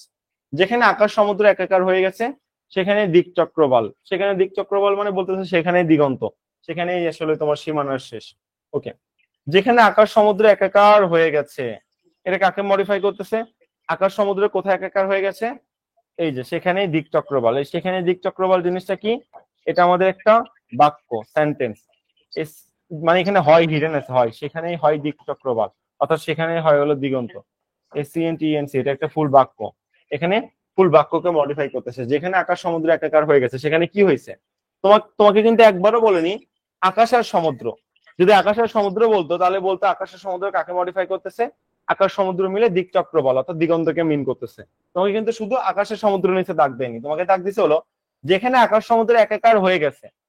কোথায় একাকার হয়েছে? কোথায় একাকার হয়েছে? একাকার হয়েছে হলো যে সেখানেই। এবং সেখানে কি হয়েছে একাকার হয়ে? আকাশ সমুদ্র দিক চক্রবাল অর্থাৎ দিগন্তর মিল হয়ে গেছে।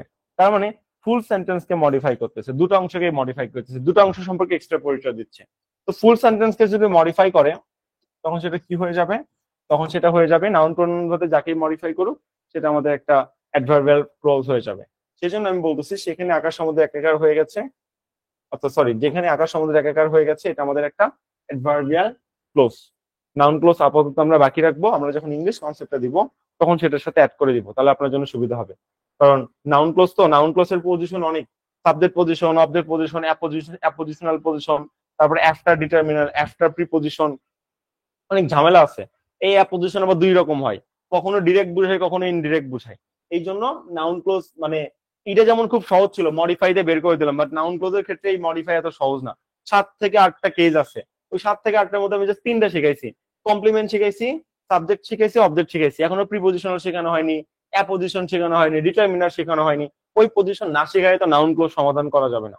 কারণ আমি তো বাংলাকে বাংলার মতো পড়াচ্ছি না, বাংলাকে ইংলিশের সাথে সিঙ্ক করতেছি, তাই ওইটা আর কি রেখে দিলাম ওইটুকু অংশ আমরা ফিল আপ করার জন্য। ওকে, তো একটু ছিল হলো আপনার সিম্পল কমপ্লেক্স কম্পাউন্ডের প্রথমত আপনার অধীন মানে কমপ্লেক্সের যেটা ছিল আপনাদের খণ্ডবাক্য বা সাবঅর্ডিনেট অংশ, ওই সাবঅর্ডিনেট অংশকে আমরা 3 ভাগে ভাগ করার পর 2 ভাগ করে ফেললাম। তারপর আমরা একটা বাক্য চেনা শিখলাম, বাক্য কিভাবে চিনতে হয়। তারপরে এগুলো আমরা কনভারসেশন করে ফেললাম যে পরিবর্তন কিভাবে করতে হয়। এখন আমরা একটু পরবর্তী অংশে চলে আসব যে একটা পরিপূর্ণ বাক্যর ক্ষেত্রে বাংলায় কি কি শর্ত দেয়। আগেই বলছি ভাই, আকাঙ্ক্ষা মানে হলো হাফ বাক্য, হাফ সেন্টেন্স। আকাঙ্ক্ষা পরীক্ষায় জীবনেও আসে না। আকাঙ্ক্ষা মানে হলো হাফ সেন্টেন্স। কিভাবে? তুমি একটা, তুমি একটা শেষ, তুমি একটা কি দেখেন হাফ সেন্টেন্স, তুমি একটা ডট ডট ডট শেষ। ফুল সেন্টেন্স হয়েছে না, তাহলে এখানে আকাঙ্ক্ষার অভাব। হাফ সেন্টেন্সে আটকায় যাওয়া মানেই সেখানে আকাঙ্ক্ষার অভাব শেষ। আকাঙ্ক্ষা বানানটা ভাই দেখিও উ যুক্ত ক্ষয় আকার, ঠিক আছে? এই বানানটা ভুল করিও না, আকাঙ্ক্ষা বানান কিন্তু ভুল করা যাবে না। ওকে, 1 নাম্বার। 2 নাম্বার কথা এখানে আমাদের হইলো যে আসক্তি। আসক্তি আমি কি বলছিলাম বলেন তো? সেন্টেন্সের স্ট্রাকচার ঠিক আছে কিনা। আসক্তিকে কি বলছিলাম? Structure, STRUCTUR, structure. স্ট্রাকচারের বাংলা কি? স্ট্রাকচারের বাংলা হলো শৃঙ্খলা বা সুশৃঙ্খল। এখান থেকে মনে রাখবে আসক্তি মানে হলো বাক্যের অর্থসঙ্গতি রক্ষার জন্য সুশৃঙ্খল পদবিন্যাস। এই সুশৃঙ্খল পদবিন্যাস মানেই হলো স্ট্রাকচার মেনে চলা। মনে আছে? এখান থেকে সংজ্ঞা দিয়ে হলো সুশৃঙ্খল পদবিন্যাস। বলে যে বলো সুশৃঙ্খল পদবিন্যাস দ্বারা কি বোঝায়? আসক্তি বোঝায় নাকি আকাঙ্ক্ষা বোঝায়? এভাবে কিন্তু কোশ্চেন ছুড়ে যায়। লাস্ট, যোগ্যতা। যোগ্যতা আমি কি বলছিলাম? Is it appropriate to our real life? এটা কি বাস্তবে ঠিক নাকি বেঠিক? এটা আমরা বলতাম হলো যোগ্যতা। বাস্তবে এটা কি ঠিক নাকি বেঠিক? ওকে, এই জন্য বলছে বাক্যের পদ সমূহ, পদ মানে হলো শব্দ, পদের সিনোনিম কি? ওয়ার্ড। বাক্যের মধ্যে যতগুলো ওয়ার্ড আছে সেই ওয়ার্ড গুলোর অন্তর্গত এবং ভাবগতের মিল বিন্যাস। অন্তর্গত মানে হলো ভাই তুমি ওয়ার্ড দ্বারা যা লিখতেছো, আর ভাবগত মানে হলো বাস্তবতা। ভাবগত মানে কি? বাস্তবতা। বলছিলাম যে আকাশে হাতি ওড়ে, আকাশে হাতি ওড়ে, ঠিক আছে? তো উড়ুক, আমি কি করব? আকাশে হাতি উঠতেছে, উঠতেই পারে, এখানে তো আমার আসলে করার কোনো কিছু থাকে না।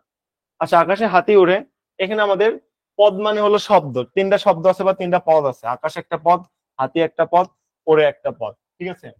তো এই পদের সাথে ভাবগত মিল বিন্যাস আছে কিনা, তাহলে তিনটা পদ দ্বারা সৃষ্টি হয়েছে আকাশে হাতি উড়ে, ভাবগত মিল বিন্যাস মানে কি, বাস্তবে এটা অ্যাপ্রোপ্রিয়েট কিনা।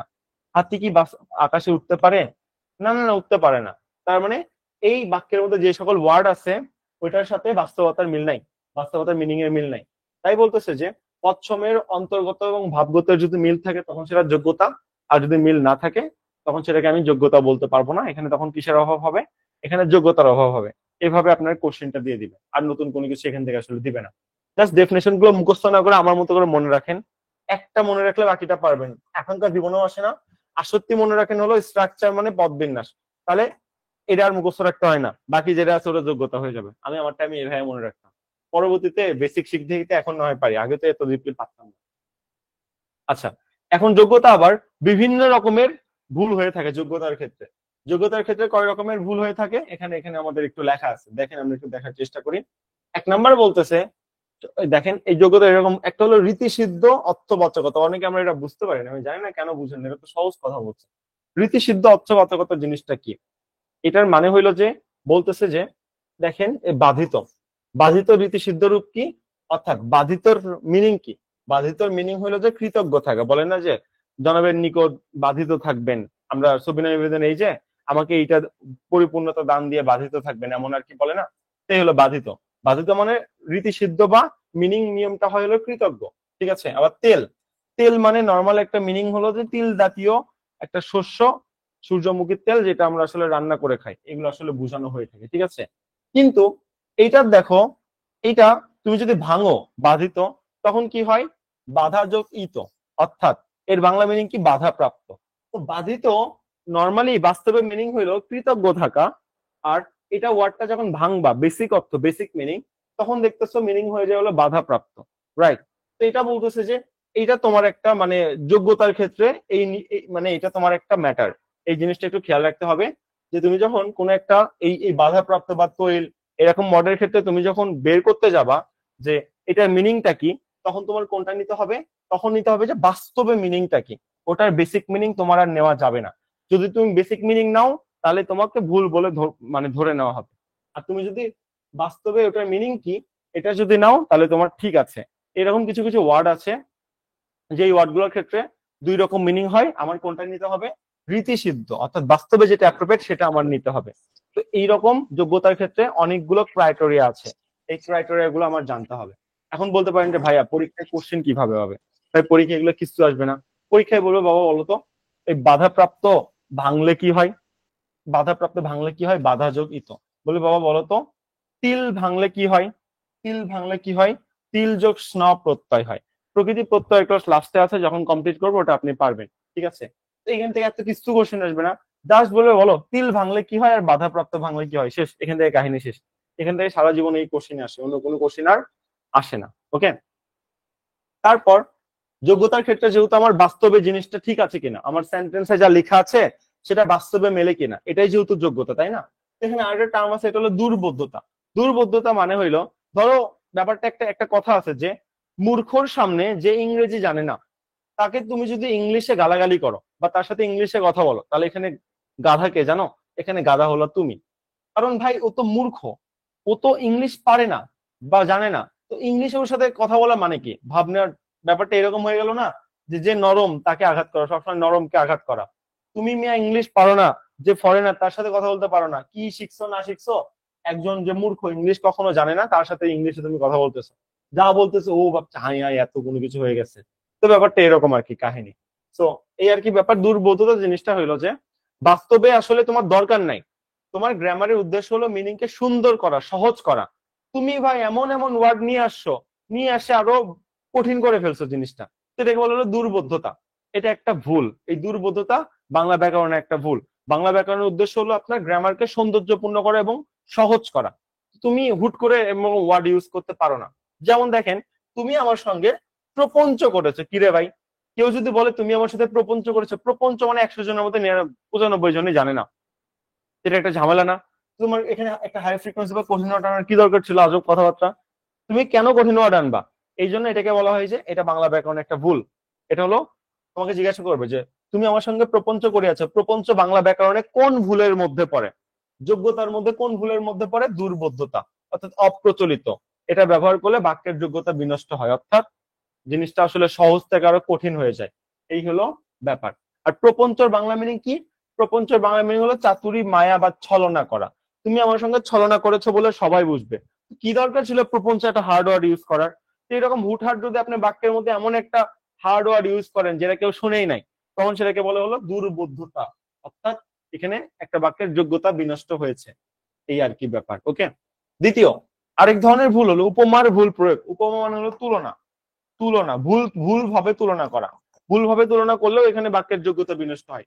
কিভাবে ভুল ভাবে তুলনা করা? দেখেন, আমার হৃদয় মন্দিরে আশার বীজ উক্ত হইল। বীজ উক্ত হইল মানে কি? বীজ অঙ্কুরিত হইল, তাই না? এখন বীজ তো মন্দিরে অঙ্কুরিত হয় না। বীজ কোথায় অঙ্কুরিত হয়? ক্ষেত্রে বা খেতে, রাইট? ক্ষেত, জমি বা ক্ষেত। ক্ষেতের মধ্যে আপনি বীজ পুঁতে দিবেন, বীজ বড় হয়ে আপনার চারা গাছে পরিণত হয়ে যাবে। এটা এক ধরনের ভুল। বাস্তবে এটা অ্যাপ্রোপ্রিয়েট কিনা একটু চেক করে দেখতে হয় আর কি, যে বীজ তো হৃদয়ে বা মন্দিরে তো আপনার বেড়ে ওঠে না, বীজ বেড়ে ওঠে হলো খেতে। তাহলে এটা একটা ভুল। হৃদয় মন্দিরে বলা যাবে না, বলতে হবে যে আমার হৃদয় খেতে আশার বীজ উক্ত হইল। ঠিক আছে? আপনি এখানে মন্দিরে বলতে পারবেন না। এই যে ক্ষেতেটাকে সহজ করে বা সুন্দর করে ক্ষেত্রে লেখা হয়। আমার হৃদয় ক্ষেত্রে আশার বীজ উক্ত হইল। এই হলো কনসেপ্ট। এটা এক ধরনের ভুল, উপমার ভুল প্রয়োগ।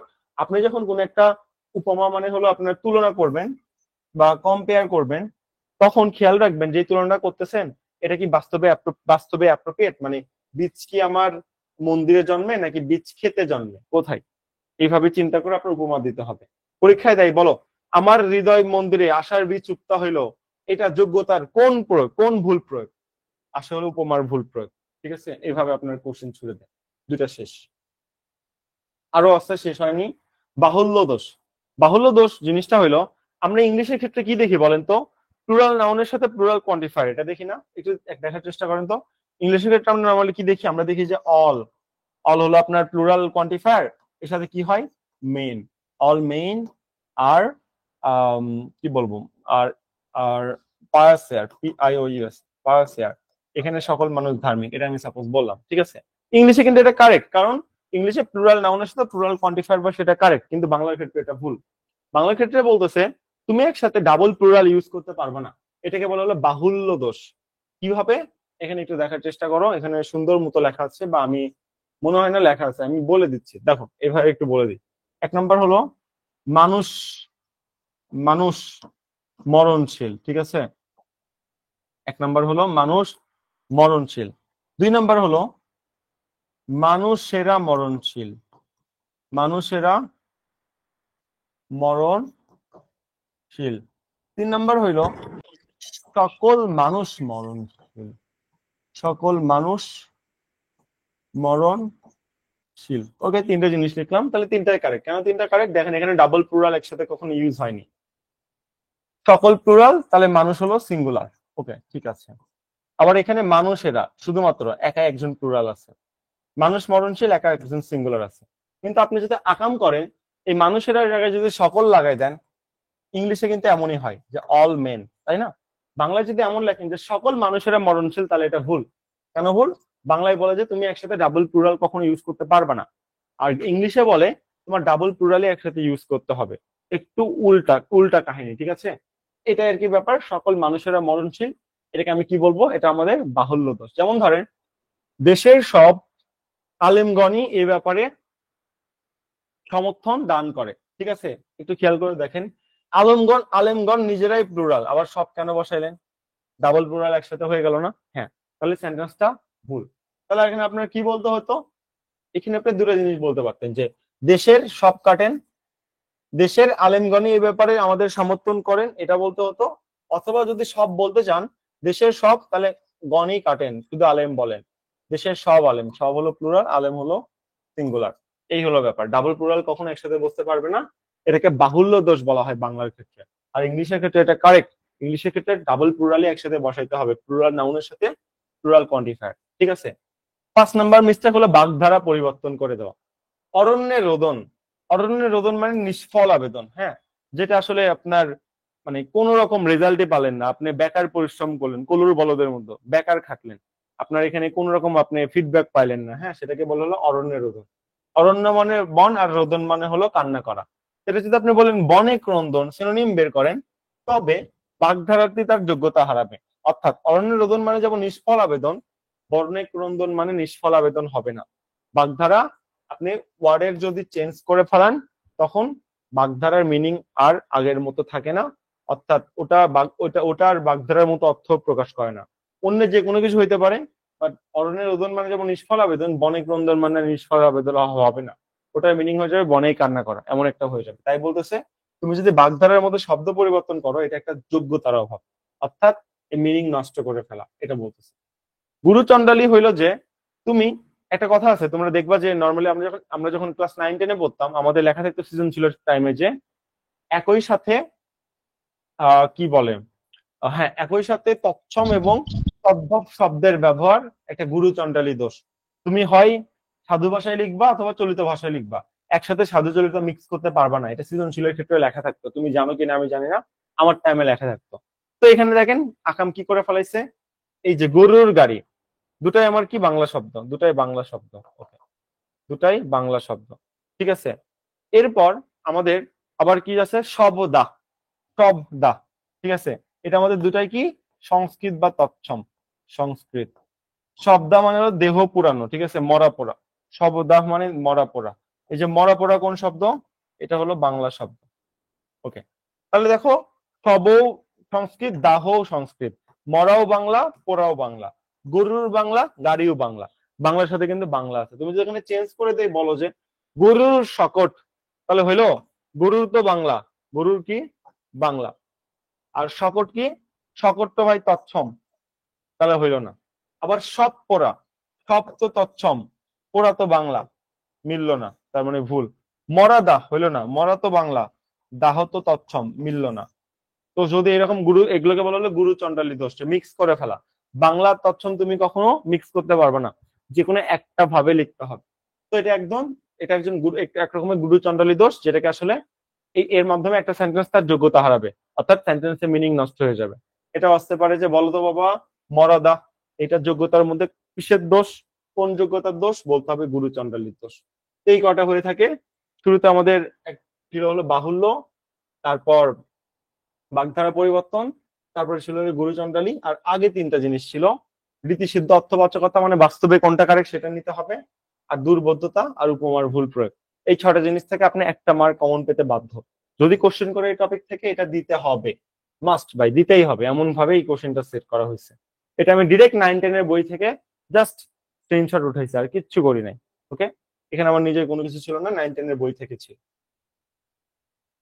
এবার এখনকার টার্ম হলো সাবজেক্ট আর প্রেডিকেট। সাবজেক্ট প্রেডিকেট তো আমরা জানি, একটা সেন্টেন্সের কর্তা হলো সাবজেক্ট, বাকি সকল অংশ প্রেডিকেট। কিরকম, আমি বাড়িতে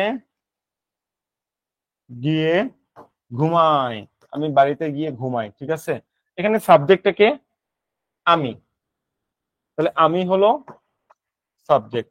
এই সেন্টেন্সের বাকি অংশ বাড়িতে গিয়ে ঘুমাই পুরোটা কি প্রেডিকেট, PREDICAT, ওকে। এই হলো সাবজেক্ট প্রেডিকেট। সাবজেক্ট মানে হলো উদ্দেশ্য, উদ্দেশ্য, আর প্রেডিকেটের বাংলা মিনিং হলো বিধেয়, বিধেয়, এটাই আর কি। এখন সাবজেক্ট প্রেডিকেটের এক্সাম্পল এইভাবে আপনি লিখে নিতে পারেন, এটা আরো অনেকগুলো এক্সাম্পল আছে, এক্সাম্পল গুলো নিয়ে আমরা এখন কাজ করব। তাহলে সাবজেক্ট প্রেডিকেট কি, একটা সেন্টেন্সে যে কাজ করে সে সাবজেক্ট, আর বাকি সব অংশ প্রেডিকেট। সাবজেক্টের বাংলা উদ্দেশ্য, আর বিধেয়র বাংলা, সরি, প্রেডিকেটের বাংলা কি, প্রেডিকেটের বাংলা হলো বিধেয়, ওকে। তো এটা বলার মাধ্যমে আমরা ক্লাসটা মোটামুটি শেষ করে দিব। দেখেন, সম্প্রসারণ মানে কি, কারো সম্পর্কে এক্সট্রা তথ্য দেওয়া, ঠিক আছে। তো দেখার চেষ্টা করি, দস্যু দল ধরা পড়েছে, কুখ্যাত কার সম্পর্কে এক্সট্রা তথ্য, দস্যু দল সম্পর্কে এক্সট্রা তথ্য। তাহলে এখানে কার সম্প্রসারণ হইলো, কাকে ব্রড করা হইলো, বড় করা হইলো, দেখতেছে এখানে আমাদের উদ্দেশ্য বা ধরা পড়েছে, ধরা পড়ার কাজ দস্যু দল নিজেরাই করছে, নিজেরাই ধরা পড়ছে, তাহলে এটা হলো সাবজেক্ট, ঠিক আছে। উদ্দেশ্য সম্প্রসারণ মানে সাবজেক্টকে ব্রড করা, BROAD, সাবজেক্টকে বড় করা, ওকে। পরীক্ষায় দেয় কুখ্যাত দস্যু দল ধরা পড়েছে, বলে বলো এখানে কিসের সম্প্রসারণ, উদ্দেশ্য সম্প্রসারণ নাকি বিধেয় সম্প্রসারণ। সাবজেক্ট সম্পর্কে অতিরিক্ত তথ্য দিলে উদ্দেশ্য সম্প্রসারণ, আর বিধেয় সম্পর্কিত তথ্য দিলে বিধেয় সম্প্রসারণ বা প্রেডিকেটের সম্প্রসারণ। ঠিক আছে, এই হলো আপনার 1 নাম্বার কথা, যে এটা কিসের সম্প্রসারণ বাবা বলতো। এভাবে তোমার কোশ্চেন ছুড়ে দিতে পারে। আর একটা কোশ্চেন ছুড়ে দেয় যে এইখানে কুখ্যাত দস্যু দল ধরা পড়েছে, কুখ্যাত কি যোগে উদ্দেশ্যের সম্প্রসারণ, বিশেষণ যোগে। অর্থাৎ কুখ্যাত একটা কোয়ালিটি, অ্যাডজেক্টিভ, অ্যাডজেক্টিভের সাহায্যে উদ্দেশ্য সম্প্রসারণ। সেম, এটা কি সম্বন্ধ পদ। সম্বন্ধ পদ আর সম্বোধন পদ আপনার মনে থাকার কথা, শিখাইছিলাম। ওকে, হাসিমের ভাই এসেছে, যেহেতু হাসিমের সাথে রিলেট করে দেওয়া হয়েছে তাই এটাকে কি বলা হচ্ছে, সম্বন্ধ পদ হচ্ছে। ঠিক আছে, এই হলো ব্যাপার। আচ্ছা আমি দুটো একটু শিখাই। এই সম্বোধন কি জানো? কাউকে ডিরেক্ট নাম ধরে রাখা, কাউকে ডিরেক্ট নাম, যে রহিম এদিকে এসো, রহিম কমা এদিকে এসো, এদিকে এসো। কাউকে ডিরেক্ট যদি আপনি নাম ধরে রাখেন তখন তাকে সম্বোধন পদ বলে। ঠিক আছে, সম্বোধন। আর যদি লিঙ্ক করে দেন তখন সেটাকে শুধুমাত্র সম্বন্ধ বলে, লিঙ্ক। হাসিমের ভাই এসেছে, হাসিমের সাথে লিঙ্ক করে দিলেন, ডিরেক্ট তার ভাইয়ের নাম ধরে ডাকেননি, তখন শুধু তাকে সম্বন্ধ পদ বলা হয়েছে। ওকে, যারা অত্যন্ত পরিশ্রমে কাকে মিন করতেছে তারাই সাবজেক্টকে মিন করতেছে। এটাকে কি বলতেছি, সমার্থক বাক্যাংশ যোগে। এটা কি অসমাপিকা ক্রিয়া বিশেষণ যোগে। এই যে অসমাপিকা অর্থাৎ কি লিখছে, চটুকার পরিবৃত্ত হয়েই সেন্টেন্সটা ফুলফিল হয়নি, তাই অসমাপিকা। এই আর কি। আর ক্রিয়া বিশেষণ কেন, কাকে মডিফাই করতেছে, আমাদের নাউন প্রনাউন ছাড়া অন্য কাউকে মডিফাই করতেছে, এই জন্য এটাকে আমি বলতেছিল ক্রিয়া বিশেষণ। এই আর কি। ওকে, মোটামুটি শেষের দিকে বিশেষণ স্থানীয় বাক্য অংশ, তার মানে যারা, যার কথা তোমাকে, যার কথা তোমরা বলে থাকো তিনি এসেছেন, যার কথা তোমরা বলে থাকো, যার সম্পর্কে এক্সট্রা একটা পরিচয়, তার মানে অ্যাডজেক্টিভ। এই যে কাকে মিন করতেছে, তিনিকে মিন করতেছে, তাই বলতেছে এটা বিশেষণ স্থানীয় বাক্যাংশ যোগে গঠিত হয়েছে। উদ্দেশ্য সম্প্রসারণ এই 5 প্রকার নরমালি হয়ে থাকে, অর্থাৎ সাবজেক্ট সম্পর্কে একটা এক্সট্রা তথ্য দেওয়া, পরীক্ষায় দেয় যে কি হিসেবে এক্সট্রা তথ্য দিচ্ছে, এটা এটা আসে, এই যে এটা কি হিসেবে এক্সট্রা তথ্য দিচ্ছে, তোমার পরীক্ষায় নরমালি বেশিরভাগ টাইম এটাই আসবে, অন্য কিছু আসবে না। বিধেয় সম্প্রসারণ হলো ক্রিয়া বিশেষণ যোগে, ক্রিয়া বিশেষণ। কারক, কার কাদি না ভাই, কার কাদি এমন কিছু না, এখানে তোমাদের কারক যোগ, কারক মানে কারক যোগে জিনিসটা গঠিত হয়েছে। আচ্ছা কারক না, ওয়েট দাঁড়াও, কার কাদি জিনিসটা কনসেপ্ট ছিল এটার সাথে, এটা না যে ভুবনের, আচ্ছা কোনটার সাথে ছিল এটা, ওয়েট নিচেরটার সাথে আমাদের 3 নম্বরের সাথে যদি থাকে, 1টা 2টা 3টা, কার কাদি যোগে এটা হলো যে ভুবনের ঘাটে ঘাটে ভাসিছে। আচ্ছা, আর 4 নম্বর ক্রিয়া বিশেষণ স্থানীয় বাক্যাংশ যোগে, 5 নম্বর হলো বিধেয় বিশেষণ স্থানীয় বাক্যাংশ যোগে। আচ্ছা, আগে আমরা লাস্টে থেকে আসি, তারপর যাচ্ছি। দেখো বিধেয় বিশেষণ মানে কি, উদ্দেশ্য আর বিধেয়। বিধেয় মানে হলো প্রেডিকেট, সাবজেক্ট ভার্বে যা আছে সবকিছুকে প্রেডিকেট বলে। ঠিক আছে, তাহলে বিধেয় বিশেষণ যোগে দেখো, ইনি আমার বিশেষ অন্তরঙ্গ বন্ধু হন। ওকে, আমরা একটু দেখার চেষ্টা করি, এই যে ইনি দ্বারা কাকে মিন করতেছে, ইনি দ্বারা কাকে মিন করতেছে, আমরা যদি একটু চলে আসি, এখানে উদ্দেশ্য কি ছিল, বন্ধুকে। আমার বিশেষ, ইনিটাকে আমার অন্তরঙ্গ বন্ধু, অর্থাৎ ইনিটা দ্বারা আমার বন্ধুকে মিন করতেছে, তাই বলতেছে যে এই দেখো বিধেয় বিশেষণ সংযোগে ইনি কাকে যে মডিফাই করতেছে, এই যে বিধেয়কে মডিফাই করতেছে, এবং বিধেয়ের মধ্যে কি আছে, অন্তরঙ্গ, অন্তরঙ্গ বন্ধু বা ক্লোজ আসলে বুঝাচ্ছে। অন্তরঙ্গ ওয়ার্ডটা আসলে অকওয়ার্ড, ক্লোজ বললে বা কাছের বললে জিনিসটা সুন্দর লাগবে। এটা একটা অ্যাডজেক্টিভ, এটা একটা অ্যাডজেক্টিভ, অ্যাডজেক্টিভের বাংলায় হলো বিশেষণ, তাই বলছে যে এটা বিধেয় বিশেষণ যোগে গঠিত হয়েছে। এই আর কি ব্যাপার। ক্রিয়া বিশেষণ যোগে কিভাবে, চলেন দেখি আমরা। এই যে তিনি কাকে যে মডিফাই করতেছে, এই যে আসবেন ভার্ব, আসবেন একটা ভার্ব, আর ভার্বকে যখন আমরা মডিফাই করব তখন সেটাকে আমি কি বলবো, তখন সেটাকে আমরা বলবো যে ভাই ভার্বকে মডিফাই করতেছে মানে সেটা আমাদের মাস্ট বি কি বলে, নাউন প্রোনাউন বাদে যাকে মডিফাই হোক সেটা আমাদের অ্যাডভার্ব অ্যাডভার্ব। হয়ে যাবে। অ্যাডভার্বের বাংলা হলো ক্রিয়া বিশেষণ, এভাবে আমরা বলে থাকি। আর কার কাদি যোগে এই যে কনসেপ্টটা কি ছিল, এটা ঠিক আমার এখন মনে করতে পারতেছি না, অনেকক্ষণ ধরে ক্লাস নিচ্ছি, ক্লাস পর এটা আমি আপনাদের মানে বলে দিব জিনিসটা কি ছিল, মানে এই ওয়ার্ডের ডেফিনেশনটাই মনে নাই, কার কাদি জিনিসটা কি ছিল, এই ওয়ার্ডের ডেফিনেশন হলে এই জিনিসটা ব্যাখ্যা করে দেওয়া যাবে। এটা ক্লাস পর আপনাদের যে গ্রুপটা আছে, নোটের গ্রুপ বা প্রবলেম সলভিং গ্রুপ, সেখানে বলে দিব যে কার কাদি যোগে জিনিসটা কিভাবে কাজ করে। ভুবনের ঘাটে ঘাটে ভাসিছে, রাইট। এখন বুঝতেছি তো এই ভুবন ভাষার কাজ করতেছে, ভুবনের কাছে ভাসতেছে, কিন্তু কার কাদি ওয়ার্ডের ডেফিনেশন কি, এটা যদি আপনার ডেফিনেশনটা মনে না করতে পারেন তাহলে তো এটা আন্দাজে বলতে পারবেন না। এই একটা জিনিসই বাকি থাকলো, এটা আপনাদের যে প্রবলেম সলভিং গ্রুপ আছে সেখানে আমি লিখে দিব, তাহলে আপনারা দেখতে পারবেন। এই তো। তো আজকে আমাদের যতটুকু ক্লাস ছিল দেখলেন যে নতুন কিছুই পড়াই নাই, ওই যে সিম্পল কমপ্লেক্স কম্পাউন্ড ছিল ওইটাই আমরা রিপিট করেছি, আর একটু ক্লোজটা পড়াইছি। যে ক্লোজ ক্লাস আমরা যখন ইংলিশে নিব তখন বলবো এই যে এই দিন পড়াইছিলাম না, চলো এটার সাথে আমি এখন সিং করবো। এভাবে মানে প্রত্যেকটা ক্লাস প্রত্যেকটার সাথে রিলেটেড। আর আজকে যতটুকু নোট করলেন, বিশেষ করে আমি যে 4টা ট্রিক বলে দিলাম আপনাদের, যে কিভাবে সিম্পল কমপ্লেক্স কম্পাউন্ডের সাথে মাঝখানে কি থাকে, শুরুতে কি থাকে, কিভাবে আইডেন্টিফাই করতে হবে ফাইনাইট ভার্ব, এই যে জিনিসগুলো বললাম প্লিজ এগুলো নোট করছেন আপনারা খুব দ্রুত। দেখেন এখানে প্রথমত আপনি কি লিখবেন, আপনার নাম, মেন্টরের নাম, আমার ক্লাস নাকি রাকিবের ক্লাস সেটা লিখবেন, ব্যাচ নাম কি আপনার, কত নাম্বার ক্লাস, টপিকটা কি, এন্ড আপনি চাইলে লিখতে পারেন যে ক্লাসটা আপনার কাছে কেমন লেগেছে। আপনার অপিনিয়ন নিয়ে আমরা জিনিসটা আপডেট করার চেষ্টা করবো, বা আমরা জিনিসটা বুঝতে পারবো যে ক্লাসটা যে নিলাম তার কতটুকু বুঝছে, কে কতটুকু স্যাটিসফাইড। এইভাবে আমরা নিজের একটা যে সবার নামে সেলফ অ্যাসেসমেন্ট ফাইলটা আছে প্রতিদিন সেই ফাইলে এই জিনিসগুলো ইন করে রাখা হয়। আপনি যে ক্লাসটা করতেছেন দেখেন, আপনার নাম ধরেন সাপোজ শিরিন আক্তার, ঠিক আছে, এই নাম লিখে আমি জাস্ট গ্রুপের মধ্যে সার্চ দিব, এই যে গ্রুপে সার্চ দেওয়া মাত্র আপনি যতগুলা পোস্ট করছেন সবগুলো আমার সামনে চলে আসবে, সবগুলা। তো ওখান থেকে আমি আপনার সেলফ অ্যাসেসমেন্ট করে ফেলতে পারবো যে আপনি যে কয়টা লিখছেন, আমার ক্লাস হচ্ছে 50টা, এখন আপনি 50টার মধ্যে কয়টা ক্লাস নোট করে এখানে পোস্ট করছেন, কয়টা, দেখা যাচ্ছে যে এর মধ্যে আপনি 10টা পোস্ট করছেন, তার মানে আপনার অবস্থা খারাপ। আপনি যেহেতু বেসিক ক্লাস করেন নাই, তখন আমি কোথায় যাব, আচ্ছা এ তো পোস্ট করেনি, তার মানে বুঝতেছি এই যদি পড়েও থাকে এইসব ভুলে গেছে, এর কিছু মনে নাই। তারপর আমরা তখন দেখবো যে আপনার যেই এক্সামটা হয়, ক্লাস আইটেমের উপর যে এক্সামটা হয় 5টা ক্লাস পর পর, সেখানে আপনার মার্ক কত ছিল। অবশ্যই আমি শিওর সেখানে আপনার মার্ক কখনোই হাইস্ট থাকবে না, আপনার 20 থেকে 25-এর মধ্যে থাকবে। তাহলে এর অবস্থা 50% ডাউন, শেষ। এবার আমরা 3 নম্বর অ্যাসেসমেন্টে দেখবো আপনি যে মুখস্থ আইটেম পরীক্ষা দিচ্ছেন সেখানে আপনার মার্ক কত।